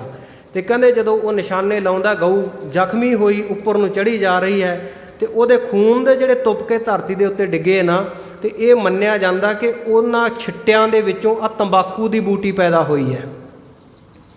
ਇਸ ਕਰਕੇ ਧਰਮ ਗ੍ਰੰਥਾਂ ਦੇ ਵਿੱਚ ਧਾਰਮਿਕ ਲੋਕ ਇਹ ਤੰਬਾਕੂ ਦਾ ਨਿਖੇਧ ਕਰਦੇ ਆ। ਗੁਰਮਤਿ ਦੇ ਵਿੱਚ ਵੀ ਸਤਿਗੁਰ ਸੱਚੇ ਪਾਤਸ਼ਾਹ ਨੇ ਇਹਨੂੰ ਜਗਤ ਜੂਠ ਆਖਿਆ। ਜਗਤ ਜੂਠ ਤੰਬਾਕੂ ਨਾ ਸੇਵ, ਗਾਂਜਾ ਟੋਪੀ ਤਾੜੀ ਖਾਕੂ, ਕੁੱਠਾ ਹੁੱਕਾ ਚਰਸ ਤੰਬਾਕੂ, ਇਨਕੀ ਔਰ ਨਾ ਕਬਹੂ ਦੇਖੇ, ਰਹਿਤ ਵੰਤ ਸੋ ਸਿੰਘ ਵਸਿੱਖ ਹੈ। ਕਹਿੰਦੇ ਉਹ ਵਿਸ਼ੇਸ਼ ਕਰਕੇ ਮੇਰਾ ਰਹਿਤਵਾਨ ਸਿੱਖ ਹੈ ਜਿਹੜਾ ਜਗਤ ਜੂਠ ਤੰਬਾਕੂ ਨਹੀਂ ਸੇਵਦਾ। ਔਰ 4 ਬੱਜਰ ਕਰੈਤਾਂ ਜਿਹੜੀਆਂ ਉਹਨਾਂ ਦੇ ਵਿੱਚ ਸਤਿਗੁਰੂ ਨੇ ਸ਼ਾਮਲ ਕਰ ਦਿੱਤਾ। ਜੇ ਕੋਈ ਤੰਬਾਕੂ ਦਾ ਸੇਵਨ ਜਾਣੇ ਅਣਜਾਣੇ ਕਰ ਲੈਂਦਾ ਹੈ ਤਾਂ ਉਹ ਕਰੈਤੀ ਹੈ, ਉਹਨੂੰ ਦੁਬਾਰਾ ਅੰਮ੍ਰਿਤ ਛਕਣਾ ਪੈਂਦਾ ਹੈ। ਸੋ ਜਗਤ ਜੂਠ ਆਖ ਦਿੱਤਾ ਸਤਿਗੁਰੂ ਨੇ। ਸੋ ਭਾਈ ਗੁਰਸਿੱਖੋ, ਆਪਾਂ ਜਿੱਥੇ ਇਹ ਸਾਖੀ ਦਾ ਆਨੰਦ ਲੈ ਰਹੇ ਹਾਂ ਨਾ, ਉੱਥੇ ਗੁਰੂ ਕੀ ਵਿਚਾਰ ਨੂੰ ਮਨ ਵਿੱਚ ਜ਼ਰੂਰ ਧਾਰਨ ਕਰਨਾ ਹੈ। ਜੇ ਕੋਈ ਮੰਦੇ ਭਾਗਾਂ ਦੇ ਨਾਲ ਤੰਬਾਕੂ ਦਾ ਸੇਵਨ ਕਰਦਾ ਹੈ ਤਾਂ ਅੱਜ ਤੋਂ ਹੀ ਤੁਸੀਂ ਗੁਰੂ ਚਰਨਾਂ ਵਿੱਚ ਪ੍ਰਣ ਕਰਕੇ ਜਾਓ ਕਿ ਮੁੜ ਇਹ ਜਗਤ ਜੂਠ ਨੂੰ ਮੂੰਹ 'ਤੇ ਨਹੀਂ ਧਰਨਾ। ਕਿਉਂਕਿ ਇੱਕ ਤਾਂ ਹੁੰਦੀ ਹੈ ਨਾ ਕਿਸੇ ਇੱਕ ਬੰਦੇ ਦੀ ਜੂਠ, ਤੇ ਅੱਜ ਕੱਲ੍ਹ ਤਾਂ ਕਰੋਨਾ ਜਿਹੜਾ ਫੈਲਿਆ ਹੋਇਆ ਵਾਇਰਸ ਜਾ, ਇਸ ਕਰਕੇ ਕਹਿੰਦੇ ਕਿਸੇ ਦੀ ਜੂਠ ਖਾਣੀ ਤਾਂ ਦੂਰ, ਕਿਸੇ ਦੇ ਨੇੜੇ ਵੀ ਨਾ ਜਾਓ, 2 ਮੀਟਰ ਦੂਰ ਖੜ੍ਹੇ ਹੋ ਤੇ ਕਿਸੇ ਦੇ ਸੰਪਰਕ ਦੇ ਵਿੱਚ ਨਾ ਆਓ, ਹੱਥ ਨਾ ਮਿਲਾਓ, ਤੁਹਾਨੂੰ ਬਿਮਾਰੀ ਹੋ ਸਕਦੀ ਹੈ। ਤੇ ਜਿਹੜੀ ਹੈ ਹੀ ਸਾਰੇ ਸੰਸਾਰ ਦੀ ਜੂਠ ਹੈ, ਉਹਨੂੰ ਖਾ ਕੇ ਕਿਵੇਂ ਬਚੂਗਾ ਬੰਦਾ। ਇਸ ਕਰਕੇ ਕਿਸੇ ਪ੍ਰਕਾਰ ਕਰਕੇ ਵੀ ਇਹ ਜਗਤ ਜੂਠ ਤੰਬਾਕੂ ਦਾ ਸੇਵਨ ਗੁਰੂ ਕੇ ਸਿੱਖਾਂ ਨੇ ਨਹੀਂ ਕਰਨਾ, ਇਹਦਾ ਤਿਆਗ ਕਰਨਾ ਵਿਸ਼ੇਸ਼ ਕਰਕੇ। ਸੋ ਇਸ ਪ੍ਰਕਾਰ ਕਹਿੰਦੇ ਉਹ ਜਮਦਗਨੀ ਰਿਸ਼ੀ ਸੀ ਨਾ ਜਿਹੜਾ, ਉਹਨੇ ਗਊ ਨੂੰ ਉੱਪਰ ਨੂੰ ਉਡਾਤਾ ਤੇ ਸਹੰਸਰ ਬਾਹੂ ਜਿਹੜਾ ਗੁੱਸੇ ਹੋ ਕੇ ਉਹਦੇ ਨਾਲ, ਤੇ ਉਹਨੇ ਕਹਿੰਦੇ ਜਮਦਗਨੀ ਰਿਸ਼ੀ ਨੂੰ ਮਾਰ ਦਿੱਤਾ। ਜਦੋਂ ਜਮਦਗਨੀ ਰਿਸ਼ੀ ਨੂੰ ਮਾਰ ਦਿੱਤਾ ਤੇ ਇਹਦਾ ਪੁੱਤਰ ਸੀ ਜਮਦਗਨੀ ਦਾ ਪਰਸ਼ੂਰਾਮ। ਪਰਸ਼ੂਰਾਮ ਸੀ ਨਾ ਜਿਹੜਾ, ਕਹਿੰਦੇ ਜਦੋਂ ਆਪਣੇ ਘਰ ਵਾਪਸ ਪਰਤਿਆ ਤੇ ਇਹਦੀ ਮਾਂ ਰੇਣੂਕਾ ਸੀ ਨਾ ਜਿਹੜੀ, ਉਹ ਤਿਹੱਥੜ ਮਾਰ ਕੇ 7 ਵਾਰੀ ਪਿੱਟੀ ਉਹਦੇ ਸਾਹਮਣੇ ਵੀ ਜੇ ਤੂੰ ਆਪਣੇ ਪਿਓ ਦਾ ਪੁੱਤ ਆ ਨਾ ਤਾਂ ਹੁਣ ਬਦਲਾ ਲੈ ਲਈ ਇਹਨਾਂ ਖੱਤਰੀਆਂ ਤੋਂ, ਛੱਡੀ ਨਾ ਜਿਉਂਦਾ ਇੱਕ ਵੀ ਇਸ ਦੁਨੀਆ ਦੇ ਉੱਤੇ, ਧਰਤੀ ਤੇ ਇੱਕ ਵੀ ਖੱਤਰੀ ਜਿਉਂਦਾ ਨਹੀਂ ਰਹਿਣਾ ਚਾਹੀਦਾ। ਤੇ ਕਹਿੰਦੇ ਨੇ ਉਹ ਪਰਸ਼ੂਰਾਮ ਕਹਿੰਦੇ ਬੜਾ ਤਕੜਾ ਯੋਧਾ ਸੀ, ਹੱਥ ਵਿੱਚ ਕੁਹਾੜਾ ਰੱਖਦਾ ਸੀ। ਜਮਦਗਨੀ ਬ੍ਰਾਹਮਣ ਸੀ ਤੇ ਬ੍ਰਾਹਮਣ ਸੋਤੇ ਇੱਥੇ ਜਿਹੜਾ ਸਤਿਗੁਰ ਨੇ ਆਖਿਆ ਦਿਜ ਸੂਨ ਬਿਡਾਰੇ, ਉਹ ਦਿਜ ਦਾ ਬ੍ਰਾਹਮਣ ਜਮਦਗਨੀ ਦਾ ਪੁੱਤਰ ਪਰਸ਼ੂਰਾਮ। ਕਹਿੰਦੇ ਇਹਦੀ ਮਾਂ ਨੇ ਜਦੋਂ ਤਿਹੱਥੜਾ ਮਾਰਿਆ, ਤਿਹੱਥੜਾ ਜਿਹੜਾ ਆਪਾਂ ਅਰਥ ਪੜ੍ਹੀਏ ਨਾ ਮਹਾਨ ਕੋਸ਼ ਦੇ ਵਿੱਚ, ਤਾਂ ਭਾਈ ਕਾਹਨ ਸਿੰਘ ਜੀ ਨਾਭਾ ਨੇ ਲਿਖਿਆ ਕਿ 3 ਜਗ੍ਹਾ ਦੇ ਉੱਤੇ ਜਦੋਂ ਇਸਤਰੀਆਂ ਪਿੱਟ ਕੇ ਸਿਆਪਾ ਕਰਦੀਆਂ, ਮੂੰਹ ਦੇ ਉੱਤੇ ਹੱਥ ਜੇ ਮਾਰਨੇ, ਮੱਥਾ ਪਿੱਟਣਾ ਜਾਂ ਗੱਲਾਂ ਨੂੰ ਪਿੱਟਣਾ ਇੱਦਾਂ, ਤੇ ਇਸੇ ਤਰ੍ਹਾਂ ਛਾਤੀ ਨੂੰ ਪਿੱਟਣਾ ਤੇ ਪੱਟਾਂ ਨੂੰ ਪਿੱਟਣਾ, ਇਹਨੂੰ ਕਹਿੰਦੇ ਤਿਹੱਥੜ ਮਾਰਨਾ। 3 ਵਾਰੀ ਹੱਥ ਮਾਰਨਾ, ਤਿਹੱਥੜ 3 ਵਾਰੀ ਹੱਥ। ਤੇ ਰੋਂਦੀ ਕਰਲਾਉਂਦੀ ਨੇ ਤਿਹੱਥੜ ਮਾਰਿਆ 7 ਵਾਰੀ ਤੇ 7 ਤੀਆ 21 ਵਾਰੀ ਹੱਥ ਮਾਰੇ। ਤੇ ਕਹਿੰਦੇ ਪਰਸ਼ੂਰਾਮ ਨੇ ਫਿਰ ਉਹ ਬਦਲੇ ਦੀ ਅੱਗ ਦੇ ਵਿੱਚ ਇੰਨਾ ਭੜਕਿਆ ਕਿ 21 ਵਾਰੀ ਇਸ ਧਰਤੀ ਦੇ ਉੱਤੋਂ ਉਹਨੇ ਖੱਤਰੀਆਂ ਦਾ ਨਾਸ਼ ਕਰ ਦਿੱਤਾ। ਇੱਕ ਵੀ ਜਿਉਂਦਾ ਨਹੀਂ ਛੱਡਿਆ ਸੀ ਖੱਤਰੀ ਉਹਨੇ। ਔਰ ਉਹਨਾਂ ਦਾ ਖੂਨ ਇੰਨਾ ਵਹਾਇਆ ਕਿ ਤਲਾਬ ਭਰ ਗਿਆ ਤੇ ਉਹਨਾਂ ਦੇ ਖੂਨ ਦੇ ਵਿੱਚ ਨਹਾ ਕੇ ਫਿਰ ਆਪਣੀ ਮਾਤਾ ਰੇਣੂਕਾ ਦੇ ਸਾਹਮਣੇ ਗਿਆ ਸੀ, ਕਹਿੰਦਾ ਮੈਂ ਆਪਣੇ ਬਾਪ ਦਾ ਬਦਲਾ ਲੈ ਲਿਆ। ਸੋ ਸਤਿਗੁਰ ਸੱਚੇ ਪਾਤਸ਼ਾਹ ਜੀ ਕਹਿੰਦੇ ਜੇ ਪ੍ਰੇਮ ਨਹੀਂ ਨਾ, ਤੇ ਕਹਿੰਦੇ ਪ੍ਰੇਮ ਤੋਂ ਬਿਨਾਂ ਤਾਂ ਦੇਖੋ ਕਿੱਡੇ ਲੋਕ ਮਰ ਗਲ ਗਏ, ਦੁਨੀਆ ਦੇ ਉੱਤੋਂ ਜਾਂਦੇ ਰਹੇ। 18 ਸਿੱਧੀਆਂ ਦਾ ਮਾਲਕ, ਸਭ ਪਦਾਰਥਾਂ ਦਾ ਮਾਲਕ ਸਹੰਸਰ ਬਾਹੂ, ਉਹਨੂੰ ਬ੍ਰਾਹਮਣ ਦੇ ਪੁੱਤਰ ਨੇ ਭਾਵ ਪਰਸ਼ੂਰਾਮ ਨੇ ਇਹ ਸੰਸਾਰ ਤੋਂ ਤੋਰ ਦਿੱਤਾ। ਵੇਦ ਉਚਾਰਤ ਵਿਸਰਵਾ ਪੁੱਤਰ ਹੀ, ਪ੍ਰੇਮ ਬਿਨਾ ਸਰਲੋਕ ਸਿਧਾਰੇ। ਸਤਿਗੁਰੂ ਜੀ ਕਹਿੰਦੇ ਵੇਦ ਉਚਾਰਦੇ ਆ, ਵੇਦਾਂ ਵਿੱਚ ਇਹ ਗੱਲ ਲਿਖੀ ਹੈ ਕਿ ਵਿਸ਼ਰਵਾ ਪੁੱਤਰ, ਵਿਸ਼ਰਵਾ ਸੀ ਨਾ ਜਿਹੜਾ, ਉਹ ਗੁਰਮੁਖ ਪਿਆਰਿਓ ਰਾਵਣ ਦਾ ਪਿਤਾ ਸੀ, ਵਿਸ਼ਰਵਾ ਦਾ ਪੁੱਤਰ ਸੀ ਰਾਵਣ। ਸੋ ਇਹਦੀਆਂ ਦੋ ਰਾਣੀਆਂ ਸੀ ਅੱਗੇ, ਇੱਕ ਦਾ ਨਾਮ ਸ਼ਾਇਦ ਕੇਸਨੀ ਆਇਆ ਤੇ ਇੱਕ ਦਾ ਨਾਮ ਕੁਝ ਹੋਰ ਹੈ, ਜਿਹਦੀ ਕੁੱਖੋਂ ਕੁਬੇਰ ਪੈਦਾ ਹੋਇਆ ਸੀ। ਤੇ ਕੇਸਨੀ ਦੇ ਜਿਹੜੇ ਇਹ ਤਿੰਨ ਸੀਗੇ, ਰਾਵਣ, ਵਿਭੀਖਣ ਤੇ ਸਰੂਪਨਖਾ, ਜਿਹੜੀ ਇਹਦੀ ਭੈਣ ਸੀ, ਜਿਹਦਾ ਕਰਕੇ ਅੱਗੇ ਸਾਰੀ ਇਹ ਵਾਰਤਾ ਚੱਲਦੀ ਹੈ, ਰਮਾਇਣ ਦੀ ਨੱਕ ਕੱਟ ਦਿੱਤਾ ਸੀ ਜਿਹਦਾ ਲਛਮਣ ਨੇ। ਸੋ ਕਹਿੰਦੇ ਵਿਸ਼ਰਵਾ ਪੁੱਤਰ ਜਿਹੜਾ ਰਾਵਣ ਹੈ, ਉਹ ਵੀ ਕਹਿੰਦੇ ਪ੍ਰੇਮ ਤੋਂ ਬਿਨਾਂ ਇਸ ਲੋਕ ਤੋਂ ਚਲਿਆ ਗਿਆ। ਪੁਲਕਤ ਗਾਤ ਅਨਾਹਦ ਬਾਤ, ਸੋ ਭੂਲ ਨਾ ਆਣ ਕੋ ਚੇਤੋ ਪ੍ਰਾਨੀ। ਸਤਿਗੁਰ ਸੱਚੇ ਪਾਤਸ਼ਾਹ ਕਹਿੰਦੇ ਜਿਹਦੇ ਮਨ ਦੇ ਵਿੱਚ ਪ੍ਰੇਮ ਚੱਲਦਾ ਨਾ, ਪ੍ਰੇਮ ਹੈ, ਸੋ ਸਤਿਗੁਰ ਸੱਚੇ ਪਾਤਸ਼ਾਹ ਕਹਿੰਦੇ ਜਿਹੜੇ ਪ੍ਰਾਣੀ ਦੇ ਮਨ ਦੇ ਵਿੱਚ ਪ੍ਰੇਮ ਚੱਲਦਾ ਤੇ ਭੁੱਲ ਕੇ ਵੀ ਗੁੱਸਾ ਨਹੀਂ ਕਰਦਾ, ਪ੍ਰੇਮ ਦੇ ਨਾਲ ਕਹਿੰਦੇ ਪੁਲਕਤ ਗਾਤ, ਜਦੋਂ ਪ੍ਰੇਮ ਆਉਂਦਾ ਨਾ ਮਨ ਦੇ ਵਿੱਚ ਤੇ ਕਹਿੰਦੇ ਉਹਦਾ ਸਰੀਰ ਸਾਰਾ ਖਿੜ ਜਾਂਦਾ, ਪੁਲਕਤ ਹੋ ਜਾਂਦਾ, ਪੁਲਕਤਾਈ ਆ ਜਾਂਦੀ ਹੈ, ਪੁਲਕਤਾ ਨੂੰ ਪ੍ਰਾਪਤ ਹੋ ਜਾਂਦਾ, ਪੁਲਕਤਾਈ ਆ ਜਾਂਦੀ ਹੈ ਉਹਦੇ ਵਿੱਚ, ਅਨਾਹਦ ਬਾਤ। ਤੇ ਕਹਿੰਦੇ ਇਹ ਜਿਹੜੀ ਨਾ ਖਤਮ ਹੋਣ ਵਾਲੀ ਬਾਤ ਹੈ, ਸੋ ਭੂਲ ਨਾ ਆਨ ਕਹੁ ਚਿੱਤ ਹੋ ਪ੍ਰਾਨੀ। ਕਹਿੰਦੇ ਗੁੱਸਾ ਤਾਂ ਕਦੇ ਵੀ ਮਨ ਦੇ ਵਿੱਚ ਭੁੱਲ ਕੇ ਵੀ ਨਹੀਂ ਕਰਨਾ। ਤੇਰੇ ਹੀ ਭੀਤਰ ਉਦ ਜਮਾਖਨ, ਸੈਲ ਕੀ ਅੰਤਰ ਪਾਵਕ ਭਾਨੀ। ਜਿਹਨੇ ਮਨ ਦੇ ਵਿੱਚ ਇਹ ਗੱਲ ਜਾਣ ਲਈ ਕਿ ਤੇਰੇ ਅੰਦਰ ਹੀ ਉਹ ਪਰਮਾਤਮਾ ਵਸਦਾ ਹੈ, ਜਿਵੇਂ ਉਦ ਜਮਾਖਣ, ਜਿਵੇਂ ਦੁੱਧ ਦੇ ਵਿੱਚ ਮੱਖਣ ਹੈ, ਤੇ ਸੈਲ ਕੇ ਅੰਤਰ ਪਾਵਕ ਭਾਨੀ, ਪੱਥਰ ਦੇ ਅੰਦਰ ਅਗਨੀ ਪ੍ਰਕਾਸ਼ ਹੋਈ ਹੁੰਦੀ ਹੈ, ਸਾਹਮਣੇ ਦਿਖਾਈ ਨਹੀਂ ਦਿੰਦੀ। ਦੁੱਧ ਵਿੱਚ ਮੱਖਣ ਕਿਹੜਾ ਦਿਖਦਾ, ਉਹ ਤਾਂ ਰਿੜਕਿਆ ਨਿਕਲਦਾ ਨਾ। ਇਸੇ ਤਰ੍ਹਾਂ ਪੱਥਰ ਦੇ ਵਿੱਚ ਅਗਨੀ ਸਾਹਮਣੇ ਦਿਖਾਈ ਨਹੀਂ ਦਿੰਦੀ, ਜਿਵੇਂ ਪੱਥਰ ਦੇ ਵਿੱਚ ਅਗਨੀ ਛੁਪੀ ਹੋਈ ਹੈ ਤੇ ਉਹ ਪ੍ਰਕਾਸ਼ ਰੂਪ ਹੋ ਜਾਂਦੀ ਹੈ, ਦੁੱਧ ਵਿੱਚੋਂ ਮੱਖਣ ਨਿਕਲ ਆਉਂਦਾ। ਇਸੇ ਪ੍ਰਕਾਰ ਸਤਿਗੁਰ ਸੱਚੇ ਪਾਤਸ਼ਾਹ ਕਹਿੰਦੇ ਤੇਰੇ ਹੀ ਭੀਤਰ ਉਹ ਅਪਾਰ ਬ੍ਰਹਮ ਪਰਮੇਸ਼ਰ ਤੇਰੇ ਹੀ ਅੰਦਰ ਹੈ। ਸੋ ਉਹ ਜਿਹੜਾ ਤੇਰੇ ਅੰਦਰ ਹੈ ਉਹਦੇ ਨਾਲ ਹੇ ਪ੍ਰਾਣੀ ਜਦੋਂ ਤੂੰ ਪ੍ਰੇਮ ਕਰੇਗਾ, ਹੇ ਮਨੁੱਖ ਤੂੰ ਪ੍ਰੇਮ ਕਰੇਗਾ ਤਾਂ ਤੇਰਾ ਮਨ ਖੜਾਓ ਦੇ ਵਿੱਚ ਆ ਜਾਵੇਗਾ। ਏਕ ਹੀ ਭਾਸਤ ਸ਼ਾਂਤ ਕੋ ਰਾਖਤ, ਤਿਉ ਤੋਹਿ ਅੰਤਰ ਚੇਤਨ ਮਾਨੀ। ਹਾਂ ਕਹਿੰਦੇ ਏਕ ਹੀ ਭਾਸਤ, ਉਹ ਇੱਕ ਅਕਾਲ ਪੁਰਖ ਵਾਹਿਗੁਰੂ ਨੂੰ ਹੀ ਤੂੰ ਉਹਦਾ ਭਾਸ ਕਰਕੇ ਉਹ ਸਦੀਵ ਕਾਲ ਹੈ। ਸ਼ਾਂਤ ਕੋ ਰਾਖਤ, ਮਨ ਦੇ ਵਿੱਚ ਸ਼ਾਂਤੀ ਬਣਾ ਕੇ ਰੱਖ। ਜਿਹਨੂੰ ਲੱਗਣ ਲੱਗ ਪਿਆ ਕਿ ਉਹ ਅਕਾਲ ਪੁਰਖ ਵਾਹਿਗੁਰੂ ਹੀ ਸੱਤ ਹੈ ਤੇ ਉਹਦੇ ਮਨ ਵਿੱਚ ਤਾਂ ਸ਼ਾਂਤੀ ਆ ਹੀ ਜਾਵੇਗੀ। ਤਿਉਂ ਤੋਂ ਇਹ ਅੰਤਰ ਚੇਤਨ ਮਾਨੀ, ਉਹਨੂੰ ਆਪਣੇ ਅੰਦਰ ਜਿਹੜਾ ਚੇਤਨ ਹੈ ਨਾ ਸਾਡਾ, ਸੋ ਅੰਤਰ ਆਤਮਾ ਜਿਹੜਾ ਸਾਡਾ ਆਪਾ ਭਾਵ ਹੈ, ਉਹਨੂੰ ਮਨ ਦੇ ਵਿੱਚ ਚੇਤਨ ਸਰੂਪ ਕਰਕੇ ਜਾਣਨਾ ਕਰ। ਜਾਂ ਲਗਨੇ ਕੀ ਪਾਲ ਕੁਟੀਨ, ਸਤ ਸਰੂਪ ਸਨੇਹ ਸਮਾਨੀ। ਹਾਂ ਜਦੋਂ ਤੱਕ ਕਹਿੰਦੇ ਨੇਹ ਦੀ ਇਹ ਮੋਹ ਦੀ ਜਿਹੜੀ ਕੰਧ ਹੈ ਇਹ ਟੁੱਟਦੀ ਨਹੀਂ ਤੇ ਸਤ ਸਰੂਪ ਸਨੇਹ ਸਮਾਨੀ, ਉਦੋਂ ਤੱਕ ਪਰਮਾਤਮਾ ਦਿਖਾਈ ਨਹੀਂ ਦਿੰਦਾ। ਜਦੋਂ ਸਤ ਸਰੂਪ ਸਨੇਹ, ਉਹ ਸਤ ਸਰੂਪ ਸਤ ਚਿਤ ਆਨੰਦ ਸਰੂਪ ਅਪਾਰ ਬ੍ਰਹਮ ਪਰਮੇਸ਼ਰ ਦੇ ਨਾਲ ਪ੍ਰੇਮ ਬਣ ਗਿਆ ਤੇ ਫਿਰ ਕਹਿੰਦੇ ਸਮਾਨੀ, ਸਾਰੇ ਜਗ੍ਹਾ ਤੇ ਬਰਾਬਰ, ਘਟ ਘਟ ਮੈਂ ਹਰ ਜੂ ਵਸੈ, ਸੰਤਨ ਕਹਿਓ ਪੁਕਾਰ, ਸਭ ਮੈਂ ਜੋਤ ਜੋਤ ਹੈ ਸੋਏ। ਸਾਰਿਆਂ ਵਿੱਚ ਉਹ ਚੇਤਨ ਸੱਤਾ ਤੈਨੂੰ ਦਿਖਾਈ ਦੇਣ ਲੱਗ ਪਵੇਗੀ। ਸੋ ਆਓ ਇੱਥੇ ਹੀ ਆਪਾਂ ਵਿਚਾਰ ਨੂੰ ਵਿਸ਼ਰਾਮ ਦੇਈਏ, ਬਾਕੀ ਰਹਿੰਦਾ ਪ੍ਰਸੰਗ ਆਪਾਂ ਕੱਲ੍ਹ ਦੇ ਦੀਵਾਨ ਦੇ ਵਿੱਚ ਵਿਚਾਰਾਂਗੇ। ਗਰੀਬ ਨਵਾਜ਼ ਸੱਚੇ ਪਾਤਸ਼ਾਹ ਕਿਰਪਾ ਕਰਨ, ਹੋਈਆਂ ਗਲਤ ਜਾਂ ਭੁੱਲਾਂ ਦੀ ਖਿਮਾ ਬਖਸ਼ਿਸ਼ ਕਰਨੀ। ਸਤਿਗੁਰ ਸੱਚੇ ਪਾਤਸ਼ਾਹ ਅੱਗੇ ਵਾਸਤੇ ਸਮਤ ਬਖਸ਼ਣ। ਆਓ ਸਮਾਪਤੀ ਦੀਆਂ ਦੋ ਤੁਕਾਂ ਪੜ੍ਹ ਕੇ ਸਮਾਪਤੀ ਵਿੱਚ ਸ਼ਾਮਲ ਹੋਈਏ ਜੀ। ਏਕ ਹੀ ਭਾਸਤ ਸਾਧ ਕੋ ਰਾਖਤ, ਤਿਉ ਤੋਹਿ ਅੰਤਰ ਚੇਤਨ ਮਾਨੀ। ਜਾਨ ਲਗ ਨੇਹ ਕੀ ਪਾਲ ਟੁੱਟੀ ਨਹਿ, ਸਤ ਸਰੂਪ ਸਨੇਹ ਸਮਾਨੀ। ਹੇ ਗੋਬਿੰਦ ਹੇ ਗੋਪਾਲ ਹੇ ਦਇਆਲ ਲਾਲ, ਪ੍ਰਾਨਨਾਥ ਅਨਾਥ ਸਖੇ ਦੀਨ ਦਰਦ ਨਿਵਾਰ। ਹੇ ਸਮਰੱਥ ਆਗਮ ਪੂਰਨ ਮੋਹਿ ਮਇਆ ਧਾਰ, ਅੰਧਕੂਪ ਮਹਾ ਭਿਆਨ ਨਾਨਕ ਪਾਰਵਤ। ਆਏ ਪ੍ਰਭ ਸਰਣਾਗਤੀ ਕਿਰਪਾ ਨਿਧ ਦਇਆਲ, ਏਕ ਅਖਰ ਹਰ ਮਨ ਬਸਤ ਨਾਨਕ ਹੋਤ ਨਿਹਾਲ। ਵਾਹਿਗੁਰੂ ਜੀ ਕਾ ਖਾਲਸਾ, ਵਾਹਿਗੁਰੂ ਜੀ ਕੀ ਫਤਿਹ।